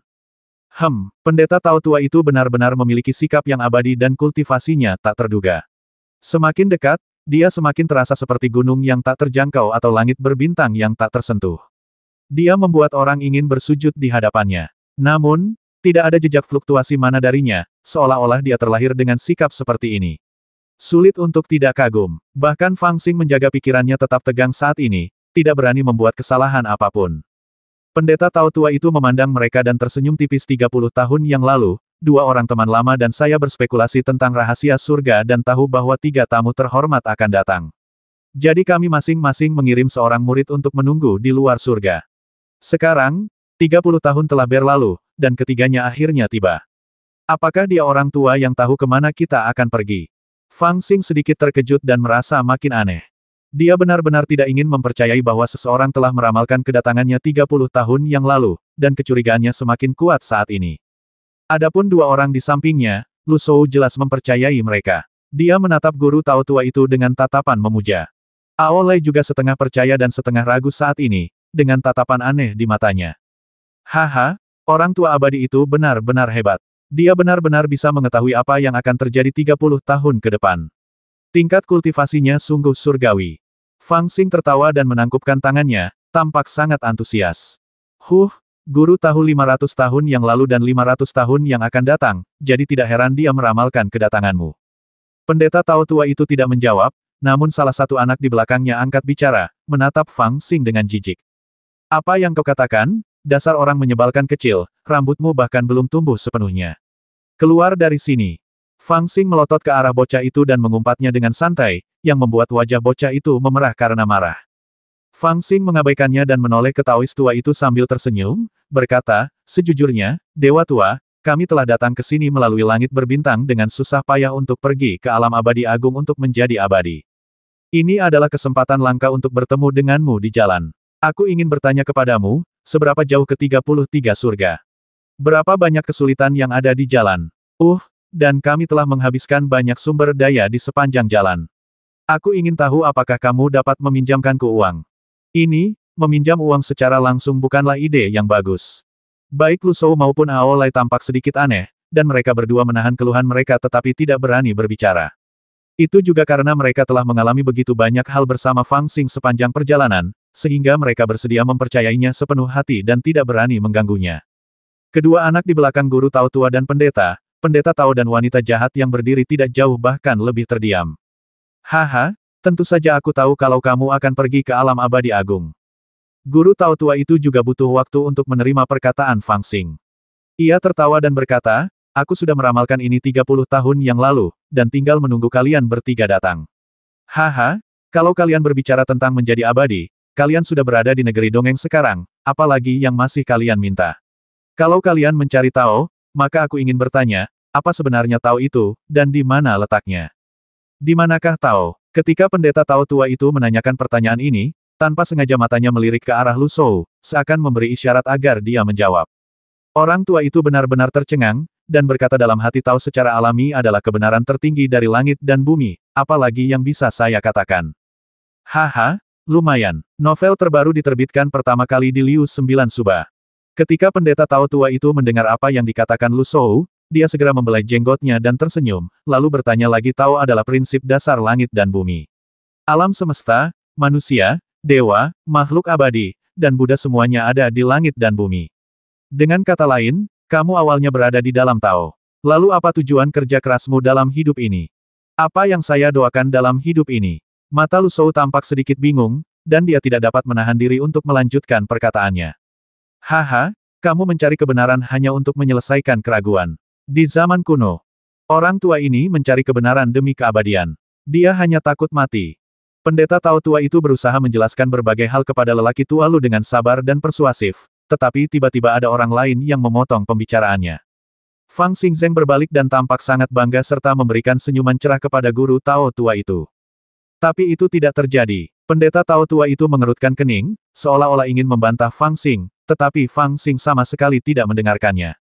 Dia tersenyum dan mengambil alih pembicaraan, berkata, Dewa tua, jangan pedulikan orang tua ini. Dia telah berlatih seumur hidup dan telah menjadi bodoh.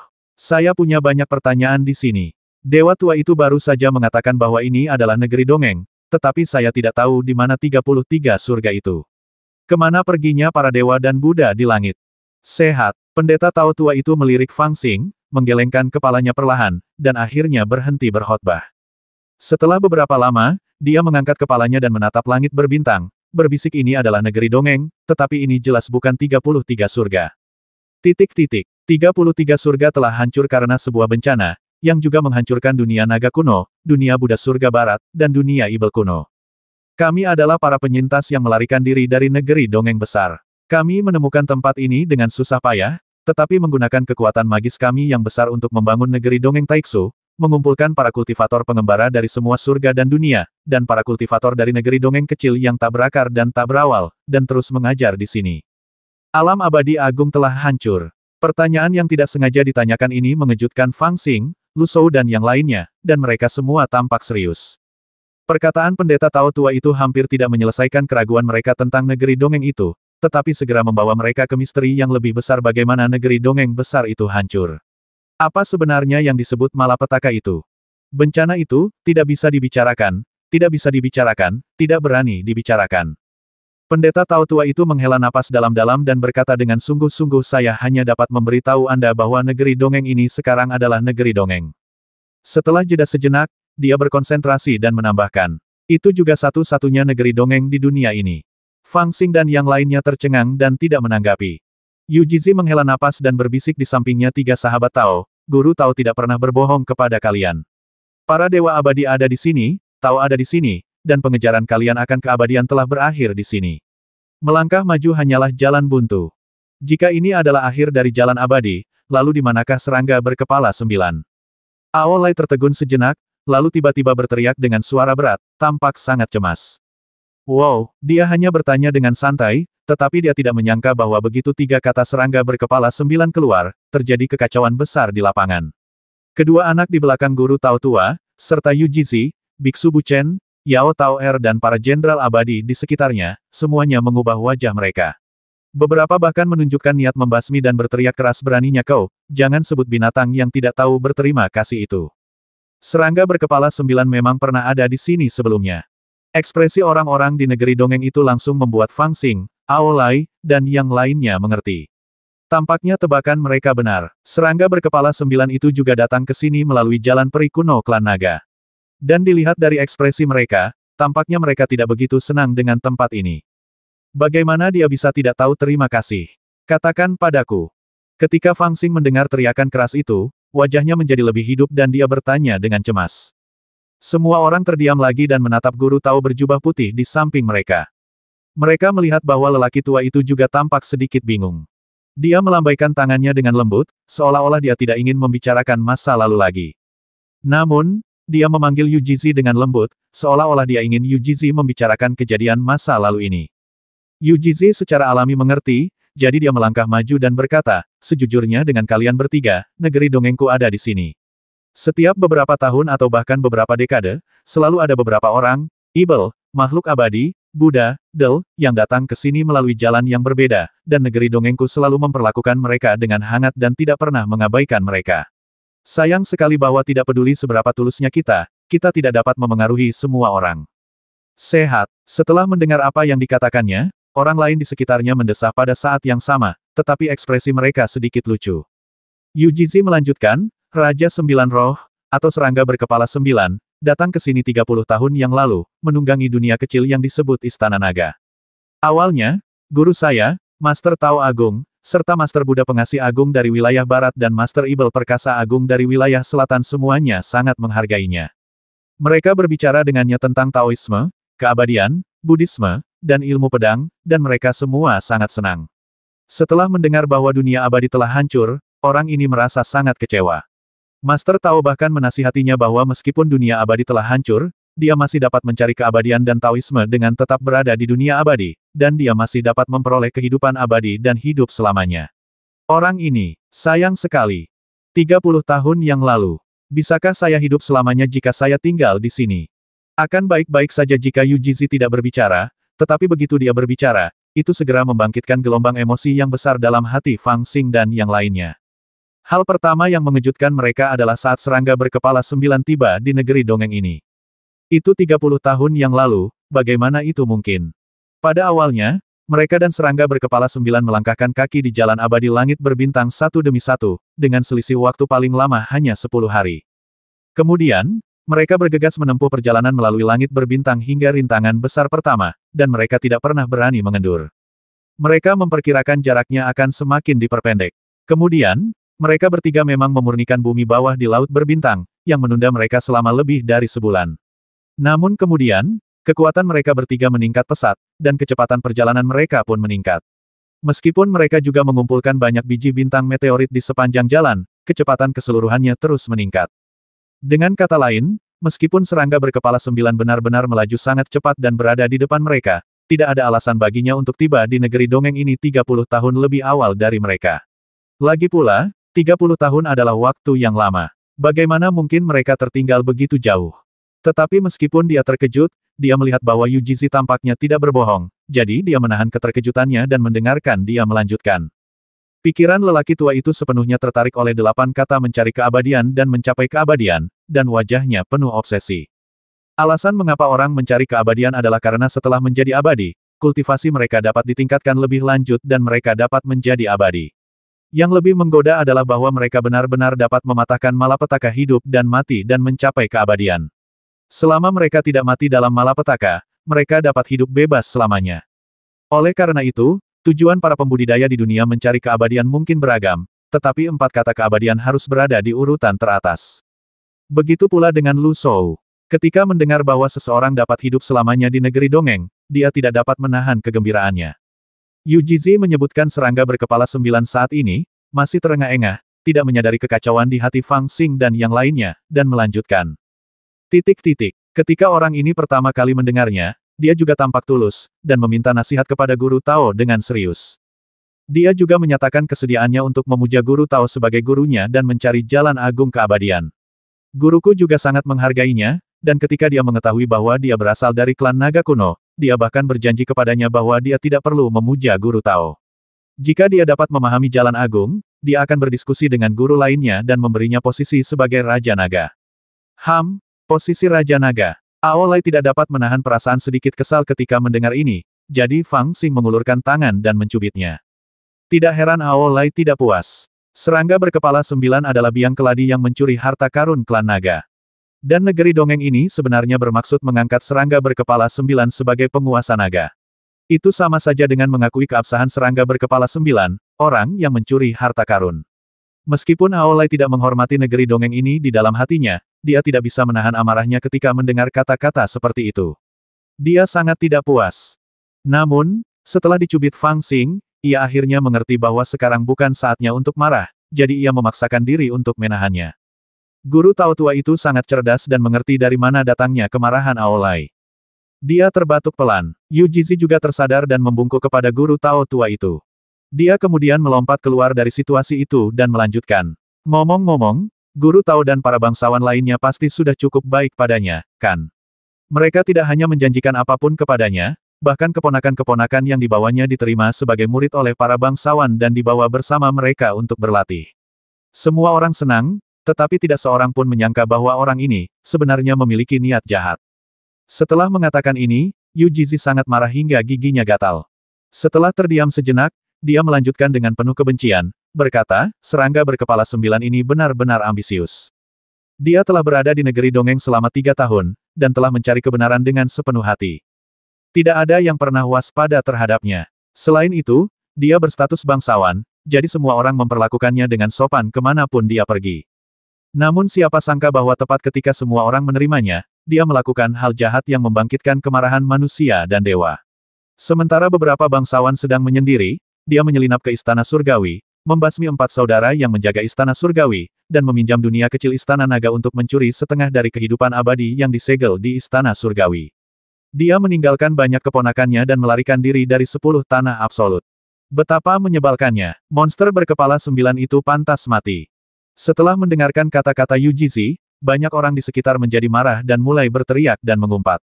Fang Xing, Aolai dan Lu Shou juga saling berpandangan, mereka semua sedikit terkejut. Fang Xing, khususnya, mulai merasa sedikit hormat terhadap serangga berkepala 9 setelah mendengar kata-kata ini. Orang ini luar biasa, sudut pandang yang berbeda tentu akan menghasilkan kata-kata yang berbeda. Yu Jizi berkata bahwa serangga berkepala 9 adalah orang yang tidak tahu berterima kasih yang memiliki niat jahat dan menipu kepercayaan mereka, tetapi pada akhirnya, ia mencuri harta karun itu dan melarikan diri. Selain itu, metodenya kejam dan ia tidak ragu untuk mengorbankan anak-anak dan keponakannya sendiri. Namun Fang Xing mendengar cerita lain, dan ia merasa bahwa ceritanya mungkin benar. Serangga berkepala 9 itu mungkin juga kebingungan ketika pertama kali datang ke negeri dongeng, dan dia memiliki suasana hati yang sama dengan yang lainnya. Selain itu, dia mungkin diintimidasi oleh orang-orang kuat di negeri dongeng pada awalnya, dan tidak berani bersikap sombong. Orang-orang ini mengatakan kepadanya bahwa negeri dongeng telah dihancurkan dan tempat ini adalah satu-satunya negeri dongeng, Del. Dia tentu saja tidak mempercayainya, tetapi dia tetap tenang dan berpura-pura tunduk. Keponakan laki-laki dan perempuan yang datang bersamanya mengatakan bahwa mereka dibawa oleh beberapa bangsawan untuk berlatih bersama mereka. Mereka mungkin disandera dan ditahan secara terpisah. Namun orang ini jelas sangat cakap. Dia tetap tenang di permukaan dan menghabiskan waktu 3 tahun untuk mendapatkan kepercayaan dari orang-orang ini. Dia juga menemukan beberapa rahasia negeri dongeng ini. Kemudian dia melancarkan serangan dalam 1 hari, mencuri harta karun negeri dongeng ini, membasmi keponakan-keponakan yang dirawat oleh beberapa bangsawan, dan melarikan diri dari negeri dongeng. Kesabaran seperti ini, kekejaman ini, dan kegigihan ini benar-benar mengagumkan. Tuan, saya tidak tahu apakah ini kasar, tapi saya penasaran apakah kehidupan setengah abadi yang dicuri serangga berkepala 9 itu. Novel terbaru diterbitkan pertama kali di Liu 9 Suba. Hening sejenak, Fang Xing dan 3 orang lainnya tidak berbicara. Setelah beberapa lama, Lu Shou berbicara dengan ragu-ragu. Oh, setelah mendengarkan cerita binatang itu, kamu hanya peduli tentang apakah kehidupan abadi itu. Di belakang Guru Tao tua itu, seorang anak bertanya dengan nada dingin dan tidak ramah. Orang tua itu langsung terdiam. Anak laki-laki itu begitu terus terang sehingga dia benar-benar merasa malu dengan pertanyaannya. Memang, karena tidak sabaran, sepertinya saya mempunyai niat yang tidak baik. Jika kita tidak tahu apa yang dicurinya, bagaimana kita bisa tahu seberapa besar kerusakan yang ditimbulkannya di Wonderland? Fang Xing tersenyum dan berkata kepada guru Tao tua itu, apakah kau benar, Dewa Tua? Haha, karena kalian bertiga punya pertanyaan, tidak ada salahnya aku memberitahumu. Pendeta Tao tua itu tampaknya tidak waspada, dan berkata sambil tersenyum sebenarnya, yang disebut kehidupan abadi adalah warisan yang dibawa oleh beberapa dari kita ketika kita melarikan diri dari alam abadi agung, atau dapat dikatakan sebagai semacam keberuntungan. Kultivasi dunia bukan hanya tentang kultivasi ke tingkat tertentu, dan kemudian Anda secara alami dapat berkultivasi menjadi abadi sejati. Anda juga membutuhkan berkah kehidupan abadi untuk benar-benar menjadi abadi dan memasuki jajaran abadi sejati. Beberapa dari kita membawa kehidupan abadi dan menyegelnya di Istana Surgawi Negeri Dongeng. Awalnya disiapkan untuk para junior ini. Tanpa diduga, serangga berkepala 9 memanfaatkan ketidaksiapan kita dan menyelinap ke Istana Surgawi, mencoba mencuri kehidupan abadi. Meskipun kita menemukannya tepat waktu dan hanya mencuri setengahnya, itu memang banyak kerugian. Sayangnya, yang paling membuatku sedih adalah mengapa dia melakukan ini. Jika kamu berlatih dengan baik, apa salahnya memberinya kehidupan abadi? Fang Xing mengabaikan begitu saja kata-kata berikutnya dari pendeta tua itu, tetapi ada sedikit kilatan di matanya. Itulah pertama kalinya dia mendengar konsep takdir abadi. Namun pikirkanlah, jika menjadi abadi begitu mudah, maka banyak sekali pembudidaya yang tidak akan menghabiskan seluruh hidup mereka untuk mengejarnya.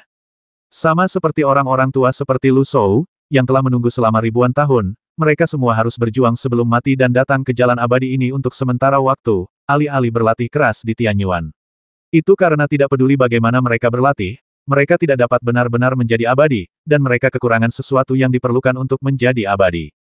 Tetapi sekarang setelah memikirkannya, Fang Xing samar-samar menduga bahwa mungkin hal yang hilang darinya adalah kehidupan abadi ini. Monster berkepala 9 ini benar-benar pengecut. Dia tidak tahu berterima kasih dan pantas mati. Dia pantas untuk tidak pernah menjadi abadi dalam 8 kehidupan berikutnya. Fang Xing tidak tahu berapa lama dia memikirkannya, dan tiba-tiba dia mulai mengumpat dengan marah. Dia begitu fasih berbicara dan marah sehingga bahkan orang-orang di negeri peri di sekitarnya merasa malu. Mereka tidak dapat menahan perasaan senang terhadap orang yang mengutuk pengkhianat negeri dongeng itu. Mereka merasa begitulah seharusnya mereka bertiga bersikap setelah mendengar cerita masa lalu itu. Fang Xing tidak tahu berapa lama dia mengutuk, bahkan Aolai dan Lu Shou tidak dapat mendengarkan lagi. Kemudian dia bertanya dengan wajah serius dan penuh rasa hormat Dewa Tua, di manakah Istana Surgawi? Yah, bukankah agak terlalu jelas untuk bertanya langsung tentang lokasi Istana Surgawi? Setelah mendengar apa yang dikatakan Fang Xing, Lu Shou dan Aolai memiliki ekspresi yang sangat aneh, dan bahkan orang-orang di negeri dongeng saling memandang dengan bingung. Mereka baru saja memiliki kesan yang baik tentang Fang Xing, tetapi itu hilang karena pertanyaan Fang Xing. Bagaimanapun, serangga berkepala 9 saat itu adalah orang yang sangat pandai dalam hal penampilan, jika tidak, dia tidak akan bisa mendapatkan kepercayaan dari para penguasa negeri dongeng hanya dalam waktu 3 tahun. Tetapi meskipun orang seperti bandit ini mengutuk serangga berkepala 9 dengan sangat keras, penampilannya sendiri tidak cukup baik, bukan? Lihatlah kedua mata yang bersinar itu. Semua orang percaya bahwa jika orang ini tahu lokasi Istana Surgawi, dia mungkin akan menyelinap masuk malam itu. Istana Surgawi dulunya berada di surga Surgawi, dan para biksu abadi memujanya dari waktu ke waktu. Namun setelah bencana serangga berkepala 9, istana itu disembunyikan oleh Tuan dengan kekuatan sihir yang besar. Kecuali 4 Tuan, tidak ada yang tahu di mana istana itu disembunyikan, jadi jangan bertanya pertanyaan yang tidak masuk akal. Yu Jizi juga sedikit marah, dan mendengus dingin, menjawab dengan sedikit tidak senang. Hei, ada sesuatu di balik kata-katamu. Fang Xing berbalik dan menatap Yu Jizi dengan sedikit ketidakpuasan, lalu mencibir apakah aku orang seperti itu. Sebenarnya, aku hanya sedikit penasaran tentang seperti apa takdir abadi yang dapat membuat orang menjadi abadi. Jika aku dapat melihatnya, itu akan sepadan dengan perjalanan ini.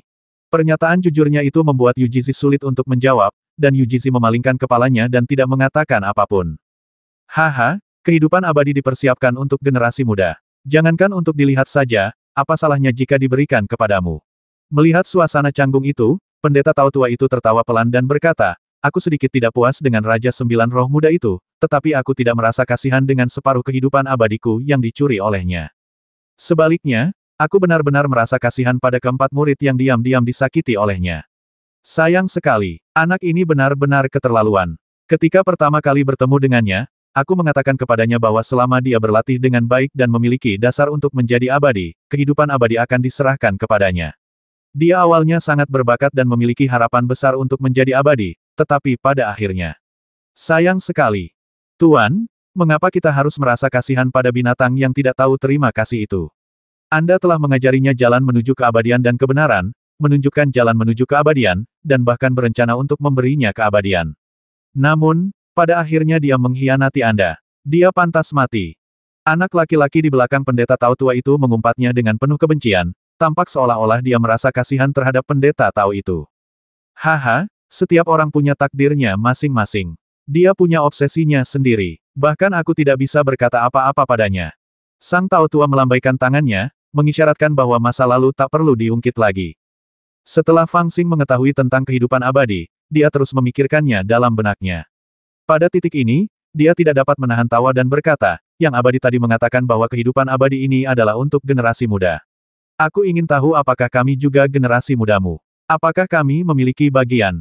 Pertanyaannya terlalu langsung dan mengundang banyak putaran mata.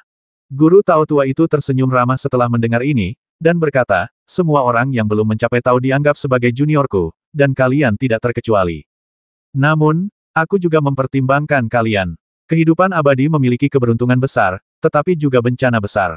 Jika kalian memiliki cukup banyak pahala, kalian secara alami dapat terlahir kembali dan menjadi abadi dengan memurnikan kehidupan abadi. Tetapi jika kalian tidak memiliki cukup pahala, memurnikan kehidupan abadi secara paksa akan membawa bahaya besar bagi diri kalian sendiri. Oleh karena itu, aku selalu menasihati murid-muridku untuk tidak berpikir untuk menjadi abadi dalam satu langkah, tetapi untuk menenangkan diri, memahami jalan agung, dan dengan tenang berpegang teguh pada hati Tao. Ketika kalian memiliki cukup pahala, bahkan jika kalian tidak mengatakannya, kami para abadi tua akan mengambil inisiatif untuk memberimu kehidupan abadi. Mengapa repot-repot menjadi begitu cemas? Orang tua itu selalu berbicara dengan cara yang mendalam dan misterius. Fang Xing mengabaikannya dan hanya mendengarkan poin-poin penting. Setelah mendengar apa yang dikatakan oleh pendeta Tao tua itu, dia menjadi bersemangat. Dia memperhitungkan semua konsekuensi dan perubahannya, tetapi dia tetap tenang. Dia hanya melirik Lu Shou, membungkuk bersama, dan berkata sambil tersenyum kalau begitu, saya ingin tahu bagaimana cara menumbuhkan pahala. Sangat mudah untuk menumbuhkan kebaikan. Pendeta Tao tua itu tersenyum dan mulai menjelaskan. Pada saat ini, anak laki-laki di sampingnya tiba-tiba berkata, Tuan, kebenaran tidak mudah disampaikan. Apakah Anda lupa bencana monster berkepala 9? Sang Tao tua agak terkejut, lalu berhenti bicara dengan ekspresi malu. Anak laki-laki itu menatap Fang Xing dan yang lainnya, lalu berkata terus terang, negeri periku damai dan semua orang di sini untuk berkultivasi dan mencari Tao, bukan untuk dinodai oleh dunia sekuler. Mengenai warisan kehidupan abadi, semua orang bersaing secara adil. Siapapun yang memiliki cukup pahala dapat mewarisi kehidupan abadi.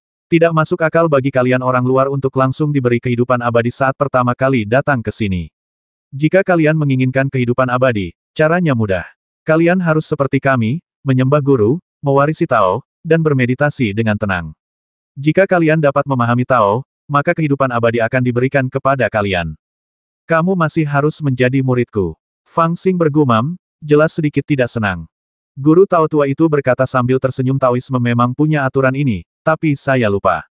Kata-kata itu diucapkan dengan sangat jujur, dan tampaknya tidak ada niat untuk memaksanya, tetapi Fang Xing merasakan sesuatu yang berbeda dari kata-kata itu. Terlepas dari apakah dia menginginkan keabadian atau tidak, tampaknya dia harus menyembah Tuan ini. Negeri peri itu penuh dengan kejahatan, dan mungkin tidak semudah itu untuk meninggalkannya. Lagi pula, mereka bahkan tidak tahu harus pergi kemana, dan masih banyak pertanyaan yang belum mereka pahami. Tugas yang paling mendesak adalah mengikuti mereka terlebih dahulu, seperti halnya serangga berkepala 9, dan mendapatkan kepercayaan mereka sebelum bertindak sesuai keadaan. Sekalipun aku ingin menjadi muridnya, aku tetap harus belajar darinya terlebih dahulu, baru bisa memahami jalan agungnya. Pada saat ini, Lu Shou juga mengirim pesan, dan idenya mirip dengan Fang Xing. Lalu sembahlah. Fang Xing sangat efisien dan memiliki pikiran yang teguh. Tanpa bertanya apapun kepada Aolai, dia membungkuk dalam-dalam sambil tersenyum. Guru, tolong ajari aku dan jawab pertanyaanku. Saya ingin menjadikan guru Tao sebagai guru saya dan meminta kepadanya untuk mengajarkan ajaran Tao yang tertinggi. Ketika lelaki tua itu melihatnya membungkuk, dia pun buru-buru membungkuk dalam-dalam. Aolai agak tidak senang, alisnya berkerut erat. Sebagai seekor naga yang selalu menjaga martabat seekor naga, sulit baginya untuk memahami ketidakberdayaan kedua orang ini yang tunduk tanpa ragu-ragu. Baru setelah Fang Xing menendangnya, dia dengan enggan membungkuk sedikit.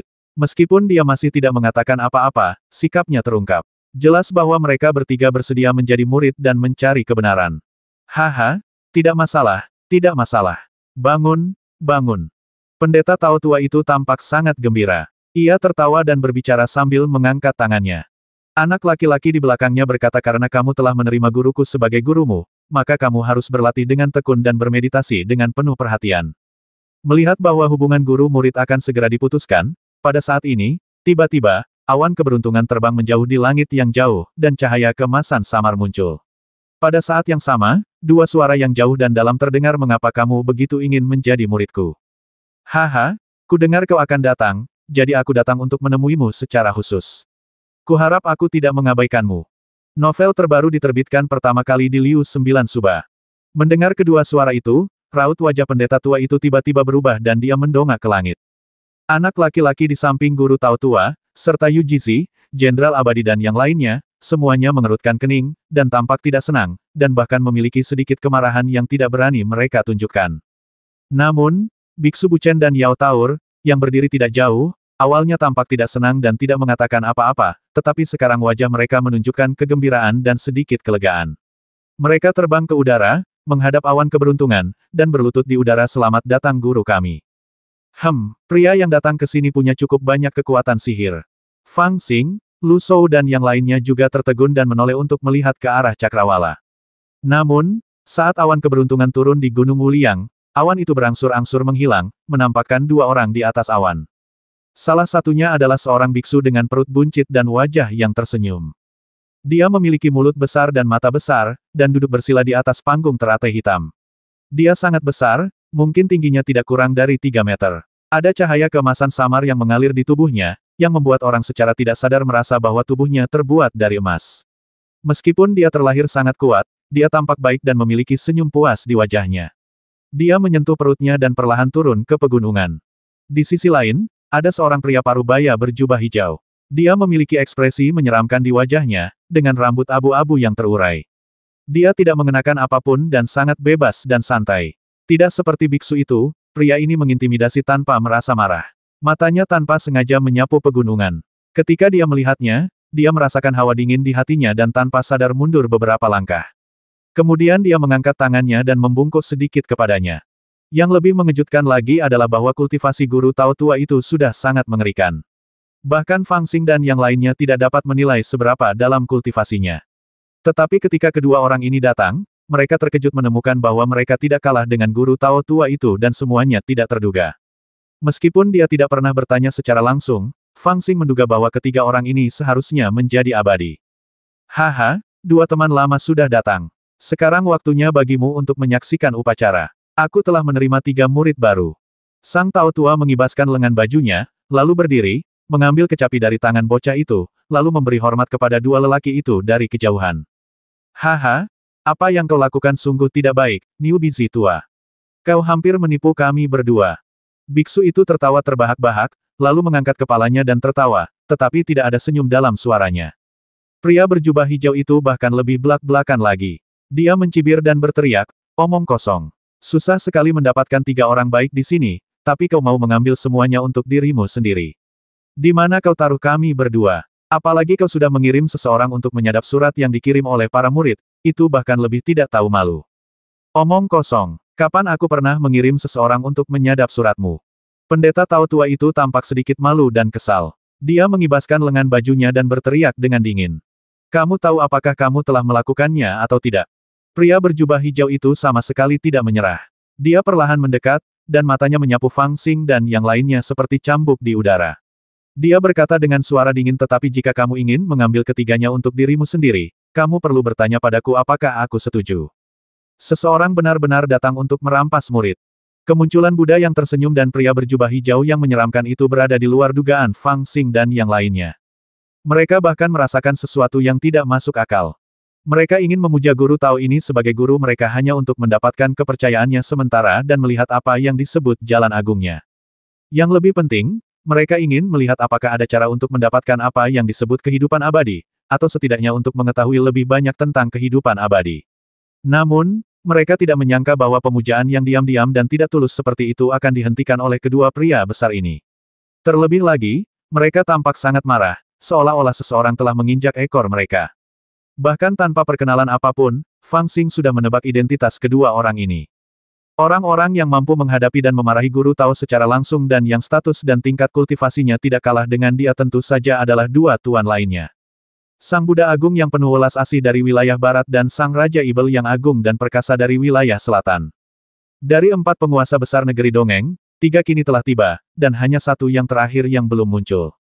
Sikap mereka sangat ambigu. Dalam dunia kultivasi, persaingan untuk mendapatkan murid berbakat dengan kualifikasi yang luar biasa bukanlah hal yang aneh. Bahkan ada cerita tentang 2 orang kultivator tua yang saling bertarung untuk mendapatkan penerus. Ini karena menerima murid berbakat tidak hanya dapat mewarisi kekuatan magis seseorang, tetapi bahkan melindungi diri sendiri setelah murid tersebut tumbuh dewasa. Namun, meskipun ketiga orang ini sekarang juga bersaing untuk mendapatkan murid, mereka sama sekali tidak membuat orang merasa terhormat atau diperhatikan. Sebaliknya, mereka dipenuhi dengan rasa absurd yang tak terlukiskan. Kenapa, kelihatannya seperti binatang buas yang sedang bertarung untuk mangsanya. Hati Fang Xing sedikit mencelos. Dia tidak mengatakan apa-apa dan hanya menonton dengan tenang dari samping. Setan tua, pendeta, sekarang keadaan sudah seperti ini, bukankah terlalu berlebihan bagi kalian berdua untuk datang ke sini dan menimbulkan masalah lagi? Guru Tao tua itu tiba-tiba diganggu oleh kedua orang ini dalam rencananya untuk merekrut seorang murid, dan dimarahi oleh mereka secara langsung. Dia jelas marah dan berteriak, kami bertiga telah sepakat bahwa siapapun yang menemukan makhluk-makhluk itu di negeri dongeng kita terlebih dahulu akan mendapatkannya. Kami tahu mereka akan datang 30 tahun yang lalu dan masing-masing mengirim seorang murid untuk menunggu mereka. Ini adil dan benar, dan tidak ada yang memanfaatkannya, kan? Sekarang mereka ada di sini, tetapi kalian berdua menyendiri dan bertindak terlambat. Bagaimana kalian bisa menyalahkanku karena mencuri orang-orang kalian? Aku selalu melakukan hal-hal sesuai aturan. Aturan itu omong kosong. Pria parubaya yang jahat, atau penguasa Ibel yang perkasa, berteriak dingin, karena mereka ditemukan oleh ketiga murid kami pada saat yang sama, itu berarti kami bertiga menemukannya pada saat yang sama. Tentu saja, mereka milik 3 sekte kami. Bagaimana kami bisa membiarkanmu mengambil semuanya untuk dirimu sendiri? Sang Guru Tao Agung berteriak dengan marah, saya seorang murid, bagaimana saya bisa mewakili kami bertiga? Haha, aku adalah keturunan Taoisme kita, dan aku terhubung dengan Qi. Bagaimana mungkin aku tidak mewakili kita bertiga? Petik 2, petik 2. Petik 2, petik 2. Sesaat, mereka bertiga mulai berdebat, berceloteh tanpa henti. Sang Guru Tao Agung menjadi merah mukanya, dan dia berdebat dengan Sang Guru Buddha dan Sang Guru Ibel sendirian. Sementara mereka bertiga berdebat, murid-murid lainnya semua terdiam, tidak ada yang berani mengatakan sepatah kata pun, sementara Fang Xing dan yang lainnya sudah saling memandang dengan bingung. Situasinya sangat jelas. Master Tao Agung ingin memonopoli mereka bertiga, sementara Master Buddha dan Master Ibel sama sekali tidak setuju dan bersikeras untuk mendapatkan bagian. Adegan ini juga menggelikan. Berbicara secara logis, Master Buddha dan Master Ibel tidak berniat mengambil ketiganya untuk diri mereka sendiri, dan mereka dan Master Tao kebetulan menginginkan masing-masing satu. Namun, Master Tao Agung tidak mau menyerah, meskipun dia secara bertahap kehabisan kata-kata untuk diucapkan, dia masih keras kepala. Dalam keadaan seperti itu, hanya ada satu hasil. Fang Xing adalah seorang pengamat dan dapat melihat segala sesuatunya dengan jelas, jadi dia sudah mengetahui jawabannya. Master Tao Dade jelas tidak memiliki kemampuan untuk meyakinkan kedua orang lainnya, juga tidak memiliki kemampuan untuk mengintimidasi mereka. Jadi, tidak peduli bagaimana mereka bertengkar sekarang, hanya akan ada satu hasil, yaitu, masing-masing dari mereka bertiga akan mengambil satu, dan dia dan yang lainnya akan dibagi. Namun, setelah melihat pemandangan ini, hati Fang Xing sedikit tergerak, dan dia tidak ingin membiarkan mereka mendapatkan keinginan mereka. Pikirannya berputar cepat, berpikir diam-diam bahwa hal yang paling mendesak adalah mengotori air untuk mereka terlebih dahulu, menunda waktu, dan mencari tahu trik-trik di negeri dongeng ini. Newbie tua, bahkan jika kau mengatakan apapun, tidak ada alasan bagimu untuk mendapatkan semua keuntungan. Karena kita berdua telah berkumpul, tidak ada alasan bagi kita untuk kembali dengan tangan hampa. Tidak ada gunanya berbicara lebih banyak. Ketiga orang ini masing-masing akan mendapatkan satu, dan kita akan membaginya secara merata. Benar saja, setelah berdebat beberapa saat, Raja Ibel yang kuat itu berteriak dengan dingin dan membuat pernyataan tegas. Haha, apa yang dikatakan Raja Ibel itu masuk akal. Ini adalah cara yang paling adil untuk menghadapinya. Tuan Tao, tolong jangan membuat masalah lagi, iya. Buddha yang tersenyum juga tertawa dan bertepuk tangan tanda setuju. Kami bertiga sangat bersemangat untuk berkhotbah dan ingin menambah darah segar bagi sekte kami sendiri. Meskipun itu adalah hal yang baik, jika kami kehilangan ketenangan di depan ketiga junior, mereka akan dengan mudah menertawakan kami. Setelah mendengar peringatan yang tersembunyi dalam kata-kata Buddha yang tertawa, guru besar Tao itu terdiam, dengan ekspresi yang rumit. Dia jelas tidak mau, tetapi dia juga tahu dalam hatinya bahwa tidak mungkin baginya untuk memonopoli ketiga murid hari ini. Dia tidak punya pilihan selain membuat keputusan dengan kebencian dan siap untuk mengakuinya. Tetapi tiba-tiba pada saat ini, dia mendengar murid termuda dengan kultivasi terendah di antara ketiga murid itu tertawa. Saya telah melihat lelucon itu, tetapi itu bukan karena pertengkaran antara tiga senior tua, tetapi karena penyebab pertengkaran Anda. Bukankah itu terlalu konyol? Ketika ketiga tetua itu berdebat, tidak ada seorang pun yang berani mengatakan sepatah kata pun. Namun begitu Fang Xing membuka mulutnya, dia menarik perhatian semua orang. Ada yang terkejut, ada yang marah, ada pula yang sinis, semua tertuju pada wajahnya yang tersenyum. Melihat ekspresi itu, seseorang hendak berteriak padanya. Ketika tiga bangsawan sedang berdebat, mengapa Anda menyela? Fang Xing juga tahu apa yang dipikirkan semua orang. Dia menarik perhatian semua orang dengan satu kalimat dan segera melanjutkan, saya sudah tidak berlatih selama bertahun-tahun, tetapi saya memahami sebuah prinsip dalam dunia latihan. Di antara surga, bumi, kaisar, orang tua, dan guru, guru adalah yang terakhir. Tetapi bagi para praktisi, guru lebih agung daripada surga. Ketika berlatih di Tianyuan, seseorang dapat tidak menghormati surga, membasmi kaisar, dan beberapa praktisi bahkan akan memutuskan hubungan keluarga mereka hanya untuk berlatih Taoisme. Tetapi saya belum pernah mendengar ada orang yang berani tidak mematuhi guru. Begitu guru dipanggil, itu sudah selesai. Saat dia berbicara, matanya menyapu kerumunan. Meskipun mereka mendengar kata-katanya yang meyakinkan, tidak ada yang berani mempertanyakannya. Lagi pula, apa yang dia bicarakan sekarang adalah menghormati guru. Tidak ada yang berani membantahnya. Mereka hanya bisa menunggu dengan tenang kata-katanya berikutnya. Fang Xing menginginkan efek ini. Ketika dia mengatakan ini, sudut mulutnya berkedut tanpa sengaja, dengan seringai yang nyaris tak terlihat, dan melanjutkan baru saja, kami bertiga dengan jelas memuja guru Tao sebagai guru kami. Setelah upacara itu, hubungan antara guru dan murid ditentukan. Tetapi kedua senior itu tiba-tiba keluar dan ingin memisahkan kami. Meskipun Anda ingin menyampaikan dharma, saya tidak tahu bagaimana perilaku Anda menempatkan rasa hormat kami kepada guru di tempat yang sama. Ledakan. Kekuatan kata-kata ini sangat hebat. Semua orang tercengang sesaat dan tidak ada yang berbicara untuk waktu yang lama. Secara logika, melihat betapa kuat dan gelisahnya ketiga bangsawan itu, Fang Xing tentu tidak bisa bicara sepatah kata pun saat mereka berdebat. Yang lain juga sudah memutuskan dalam hati mereka bahwa dia tidak punya hak untuk menyela pendapat ketiga bangsawan itu.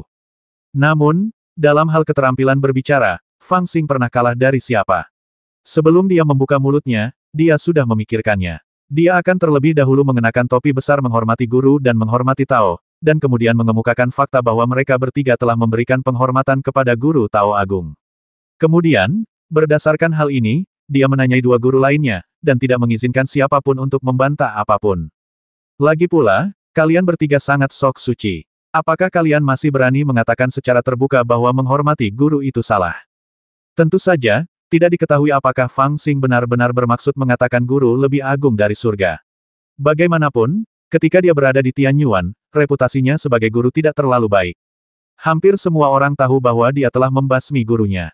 Novel terbaru diterbitkan pertama kali di Liu 9 Suba. Ini benar. Buddha yang tersenyum dan pria berwajah hitam berjubah hijau tertegun sejenak oleh kata-kata Fang Xing dan terdiam untuk waktu yang lama. Guru Tao Agung sangat gembira. Dia telah diberitahu bahwa dia tidak dapat berdiri sendiri dan siap menerima situasi di mana ketiga pria itu akan memberinya masing-masing satu murid. Namun, dia tidak menyangka akan mendapatkan dukungan kuat dari Fang Xing. Terlebih lagi, apa yang dikatakan orang yang tidak berhak berbicara ini sangat masuk akal, yang membuatnya merasa seperti telah mengambil kue dari langit. Setelah tertegun sejenak, dia segera berbicara dengan benar. Itu benar, Ibel tua, biksu, kalian berdua mendengarnya, kan? Tidak peduli apa yang kalian katakan, kita telah melakukan upacara guru dan murid, dan warisan itu ditakdirkan oleh surga. Bisakah itu direnggut? Buddha yang tersenyum dan pria berwajah hitam berjubah hijau sangat marah. Tak satu pun dari mereka berbicara dengan segera, dan jelas bahwa mereka berpikir cepat dalam benak mereka. Perkataan Fang Xing sungguh mengejutkan mereka dan membuat mereka menemui jalan buntu. Lu Shou dan Ao Lai juga secara kasar memahami maksud Fang Xing, jadi mereka terdiam saat ini, menunggu untuk melihat apa yang akan terjadi. Haha, Tan Yue kecil ini, memang benar menghormati guru, tetapi tujuan dari latihan duniawi tidak lebih dari sekadar mencari transendensi dan kebebasan, jadi kamu harus berlatih dengan cara yang sesuai untukmu. Meskipun kalian bertiga telah melakukan upacara penghormatan kepada guru, kamu tidak dapat meninggalkan cara yang seharusnya kamu lakukan karena upacara ini. Biksu tua ini merasa bahwa ada aura Buddha di dalam dirimu, yang cocok untuk warisan Buddhaku. Mungkinkah kamu akan menyerahkan gunung harta Buddhaku hanya karena cara guru? Setelah beberapa saat, Buddha yang tersenyumlah yang berbicara lebih dulu. Dia tetap tenang dan menatap Fang Xing sambil tersenyum. Fang Xing waspada dalam hatinya, tidak menatap matanya, dan mencibir dengan santai apa maksudmu dengan keterpisahan dan kebebasan. Kedengarannya bagus, tetapi tidak berarti apa-apa. Kami bertiga sama-sama mencari keabadian, dan kami memuja guru Tao sebagai guru kami untuk mempraktikkan jalan agung dan mewarisi takdir abadi. Mengapa kami mempelajari agama Buddha? Jadi ini untuk kehidupan abadi. Kata-kata Fang Xing yang tampaknya biasa saja mengejutkan Buddha yang tersenyum dan pria berwajah hitam berjubah hijau. Mereka saling memandang, dan kemudian Buddha yang tersenyum berkata sambil tersenyum, "Tanyu kecil, kamu salah. Ada 3000 cara hebat, tetapi semuanya mengarah ke tujuan yang sama. Jika kamu ingin menjadi abadi, mengapa kamu harus berpegang teguh pada tradisi Tao? Bahkan jika itu adalah kebenaran hakiki dari sekte Buddhaku, atau kekuatan magis ras Ibel, jika kamu mengolahnya hingga tingkat tertinggi, itu masih dapat membuatmu mewarisi kehidupan abadi. Ya, kehidupan abadi itu awalnya dibawa oleh kami bertiga dari alam abadi agung. Bagaimana mungkin itu hanya milik newbie tua itu?" Bahkan laki-laki berwajah hitam dan berjubah hijau itu berbicara dengan nada menyeramkan, menggemakan perkataan Sang Buddha tersenyum. Benarkah itu? Fang Xing sangat puas dengan apa yang dikatakan Sang Buddha tersenyum dan sengaja berpura-pura sedang berpikir keras. Buddha yang tersenyum merasa damai, jadi dia melafalkan sebuah nama Buddha dan berkata, "Haha, ketika berlatih dan mencari kebenaran, kamu secara alami perlu memilih yang sesuai denganmu. Wajar saja jika kamu memilih warisan yang sesuai denganmu. Siapa yang dapat menghentikanmu?" Jadi begitu, Fang Xing merasa waktunya sudah hampir tepat, jadi dia sengaja menunjukkan rasa malu di wajahnya, pura-pura berpikir sejenak, dan tiba-tiba berkata, "Mengapa kita tidak melihat dulu seperti apa kehidupan abadi itu, dan warisan mana yang dapat membantu kita mencapai pencerahan lebih cepat?" Setelah berputar-putar, akhirnya aku memperoleh takdir abadi. Setelah Fang Xing mengatakan ini, semua orang di ruangan itu terdiam, termasuk ketiga tuan. Mereka bukan orang bodoh. Mereka merasa bahwa arah argumen ini telah disesatkan oleh Fang Xing. Awalnya, 3 guru terhormat ingin merekrut murid, dan makanan yang seharusnya dibagi rata di antara ketiga orang itu dimonopoli oleh guru Tao saja. Kemudian guru Buddha dan guru setan datang, dan setelah beberapa perdebatan, guru Tao enggan melepaskannya. Apa yang seharusnya dibagi harus dibagi, dan tidak mungkin bagi satu orang untuk mengambil semuanya. Dalam proses ini, hanya perlu bagi 3 guru terhormat untuk mencapai kesepakatan bulat. Mengapa mereka perlu meminta pendapat Fang Xing dan yang lainnya? Itu seperti 3 orang berbagi ayam gemuk. Apakah mereka harus bertanya kepada ayam itu tentang berapa banyak yang dimakan masing-masing orang? Tetapi Fang Xing mengacaukan masalah sederhana tersebut dan jadi kacau. Awalnya, sang gurulah yang memilih muridnya, tetapi sekarang tampaknya sang muridlah yang memilih sang guru. Terlebih lagi, dihadapkan dengan permintaan Fang Xing untuk melihat nasib sang abadi, ketiga bangsawan itu tidak tahu bagaimana menolaknya sejenak. Adapun Fang Xing saat ini, dia menggunakan keheningan untuk mengendalikan gerakan. Karena pihak lain tidak berbicara, dia juga tidak mengatakan apa-apa, tetapi hanya menonton dengan tenang. Ada banyak hal aneh di negeri dongeng ini. Semakin banyak pihak lain berbicara, semakin mudah baginya untuk menemukan beberapa petunjuk. Mengapa ketiga bangsawan itu berada dalam dilema seperti ini? Aolai terdiam, lalu tiba-tiba mencibir dan berkata, "Kalian bertiga hanya menonton di sini, takut kita tidak bisa melarikan diri setelah mencuri kehidupan abadi. Atau apakah kehidupan abadi itu, sebenarnya telah direnggut oleh serangga berkepala 9 sejak lama, dan tidak ada kehidupan abadi yang tersisa di negeri dongeng?" Fang Xing ingin menepuk kepala saudara iparnya dan memujinya. Meskipun dia biasanya sombong dan liar, dan terkadang tampak sedikit bodoh, pertanyaan ini tepat sasaran. Dia sekarang adalah orang baik dan membutuhkan Aolai untuk berperan sebagai orang jahat. Jadi dia mengikuti kata-kata Aolai dan menatap ketiga bangsawan itu, memperlihatkan sedikit kecurigaan di matanya, dan tidak mengatakan apa-apa. Omong kosong. Aolai mengatakan ini, tetapi ketiga penguasa tidak dapat menahan diri untuk tidak berbicara. Penguasa Ibel mendengus dingin dan berkata dengan suara rendah, negeri dongeng mengadakan konferensi diskusi Dao setiap 10 tahun. Pada saat itu, kehidupan abadi akan diundang untuk disembah oleh generasi muda. Semua orang dapat melihatnya, jadi bagaimana mungkin itu palsu? Namun, kehidupan abadi sangat penting, jadi tentu saja Anda tidak dapat menontonnya dengan santai. Namun, kalian bertiga beruntung. Masih ada 3 bulan lagi menuju konferensi diskusi Dao 10 tahun ini. Saat itu, Anda akan tahu seperti apa kehidupan abadi dan kekuatan magis apa yang dimilikinya. Konferensi 10 tahun tentang Taoisme. Fang Xing sedikit terkejut dan menoleh menatap Yu Jizi. Yu Jizi menjelaskan tanpa sadar konferensi diskusi Dao adalah acara besar di negeri dongeng kita. 3 guru terhormat berkhotbah dan menjawab pertanyaan, dan para murid berlatih dengan tekun. Setiap 10 tahun, mereka akan berkumpul bersama untuk membahas Dao. Pada saat itu, tidak hanya 3 guru terhormat, tetapi bahkan, 4 guru terhormat akan datang. Di antara para murid dari 3 agama, mereka yang dapat melampaui yang lain dan melampaui dunia duniawi akan diakui oleh 4 guru terhormat. Kemudian, mereka dapat tercerahkan untuk menjadi abadi, mewarisi kehidupan abadi, dan hidup selamanya. Di negeri dongeng ini, mereka akan membuat sekte dan disebut guru terhormat kelima. Jika diadakan setiap 10 tahun, apakah itu berarti tidak ada yang berhasil selama bertahun-tahun? Fang Xing dengan tajam memperhatikan masalah ini dan bertanya dengan tergesa-gesa. Yu Jizi tertegun sejenak, lalu mengerutkan kening dan berkata dengan tidak senang belum banyak tahun sejak keempat guru mendirikan negeri dongeng. Bahkan jika para murid berlatih dengan tekun, tidak ada yang dapat melampaui yang lain, berdebat dengan 3 agama, dan benar-benar menjelaskan kebenaran Tao. Secara alami, tidak ada yang dapat mewarisi kehidupan abadi. Tetapi Anda tidak perlu khawatir. Negeri dongeng sekarang penuh dengan bakat, dan beberapa saudara juga orang-orang dengan kultivasi yang sangat tinggi. Saya khawatir akan segera ada hasilnya. Mungkin pada konferensi diskusi ini, seorang abadi sejati akan lahir. Fang Xing mengangguk sambil setengah tersenyum. Ketiga bangsawan itu juga memiliki ekspresi serius. Tidak seorang pun berbicara untuk waktu yang lama, dan mereka semua tampak sedang memikirkan sesuatu. Ini agak sulit. Jika kita tidak bisa melihat kehidupan abadi, bagaimana kita bisa tahu warisan mana yang cocok untuk kita? Fang Xing menggaruk kepalanya, tampak sangat tertekan. Ia merentangkan tangannya dan berkata, kita tidak bisa tidak melakukan apa-apa sebelum konferensi Dao dimulai. Kita tidak punya pilihan selain menghormati guru kita dan mengikuti guru Tao dalam kultivasi. Bagaimanapun, kita telah melakukan upacara magang. Itu benar, Master Tao Dade sangat gembira mendengarnya dan mengangguk sebagai jawaban.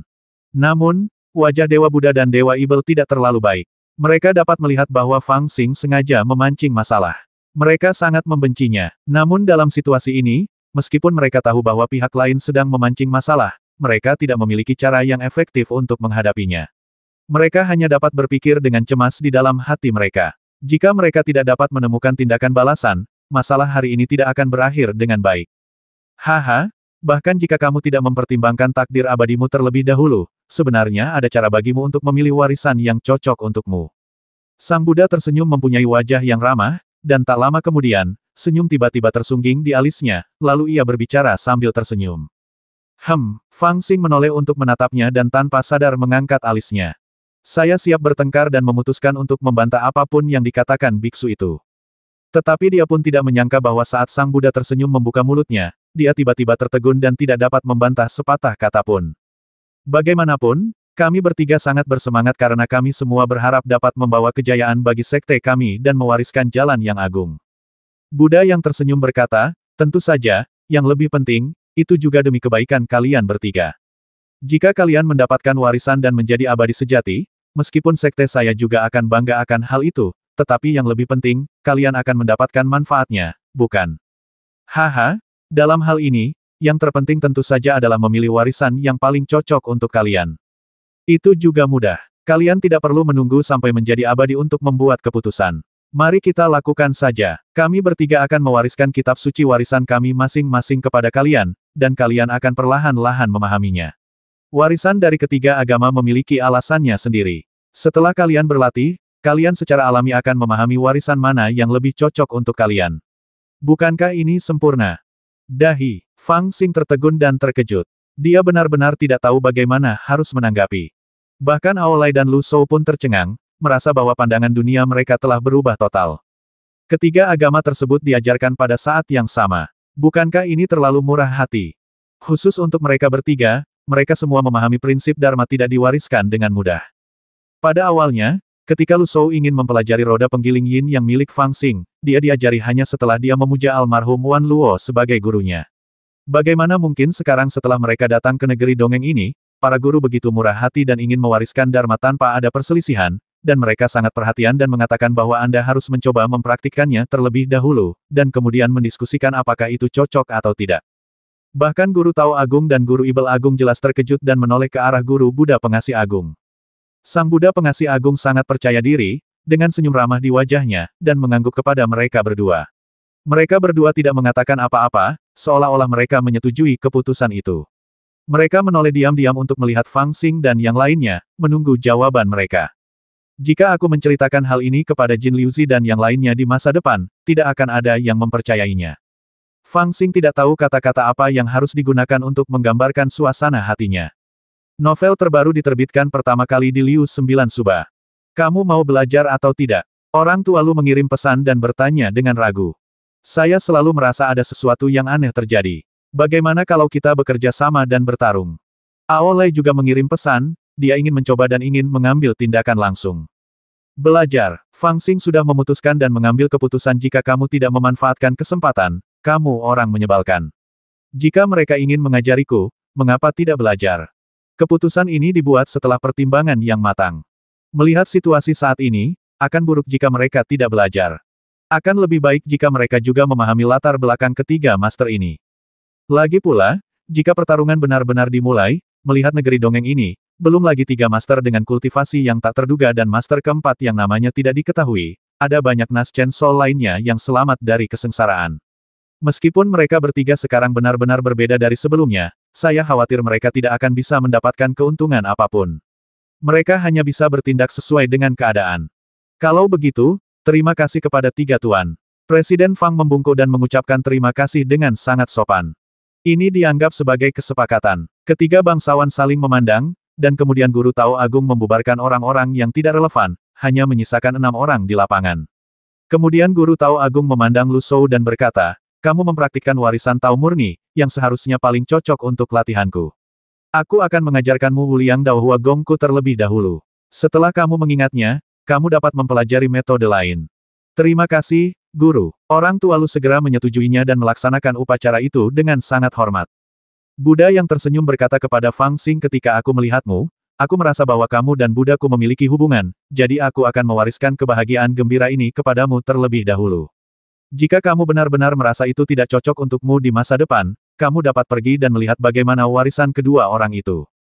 Oke, tidak ada salahnya jika Fang Xing setuju. Ras naga juga merupakan spesies Ibel yang telah terlahir kembali. Meskipun mereka memiliki jalan mereka sendiri, sifat mereka tidak berbeda dengan Ibel.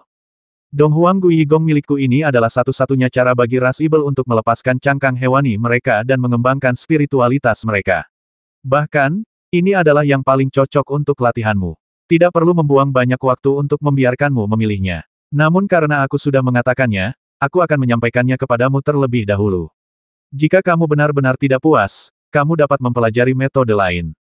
Raja Ibel perkasa berwajah hitam dan berjubah hijau itu juga memperlihatkan ekspresi serius di wajahnya saat berbicara kepada Aolai. Ketiga penguasa itu adalah orang-orang yang lugas. Mereka berkata akan mewariskan keterampilan mereka, dan segera mengajari mereka kitab suci menggunakan kesadaran spiritual mereka. Setelah beberapa saat, keterampilan ketiga agama itu telah tercetak di lautan kesadaran Fang Xing dan 3 lainnya. Kemudian, mereka menukarnya dan mewariskan keterampilan kedua agama lainnya kepada mereka. Pada saat matahari terbenam, ketiga keterampilan itu telah diajarkan, dan kitab suci ketiga agama itu tercetak kuat di lautan kesadaran mereka. Selama proses ini, ketiga orang yang awalnya curiga dan ingin melihat beberapa trik secara bertahap menjadi serius saat ketiga latihan diajarkan. Kemudian, mereka tidak dapat menahan diri untuk tidak menunjukkan kebingungan yang mendalam. Ini, apa sebenarnya yang terjadi? Tidak ada yang salah sama sekali dengan ini. Ini memang kebenaran yang mendalam dan misterius dari 3 agama. 1300.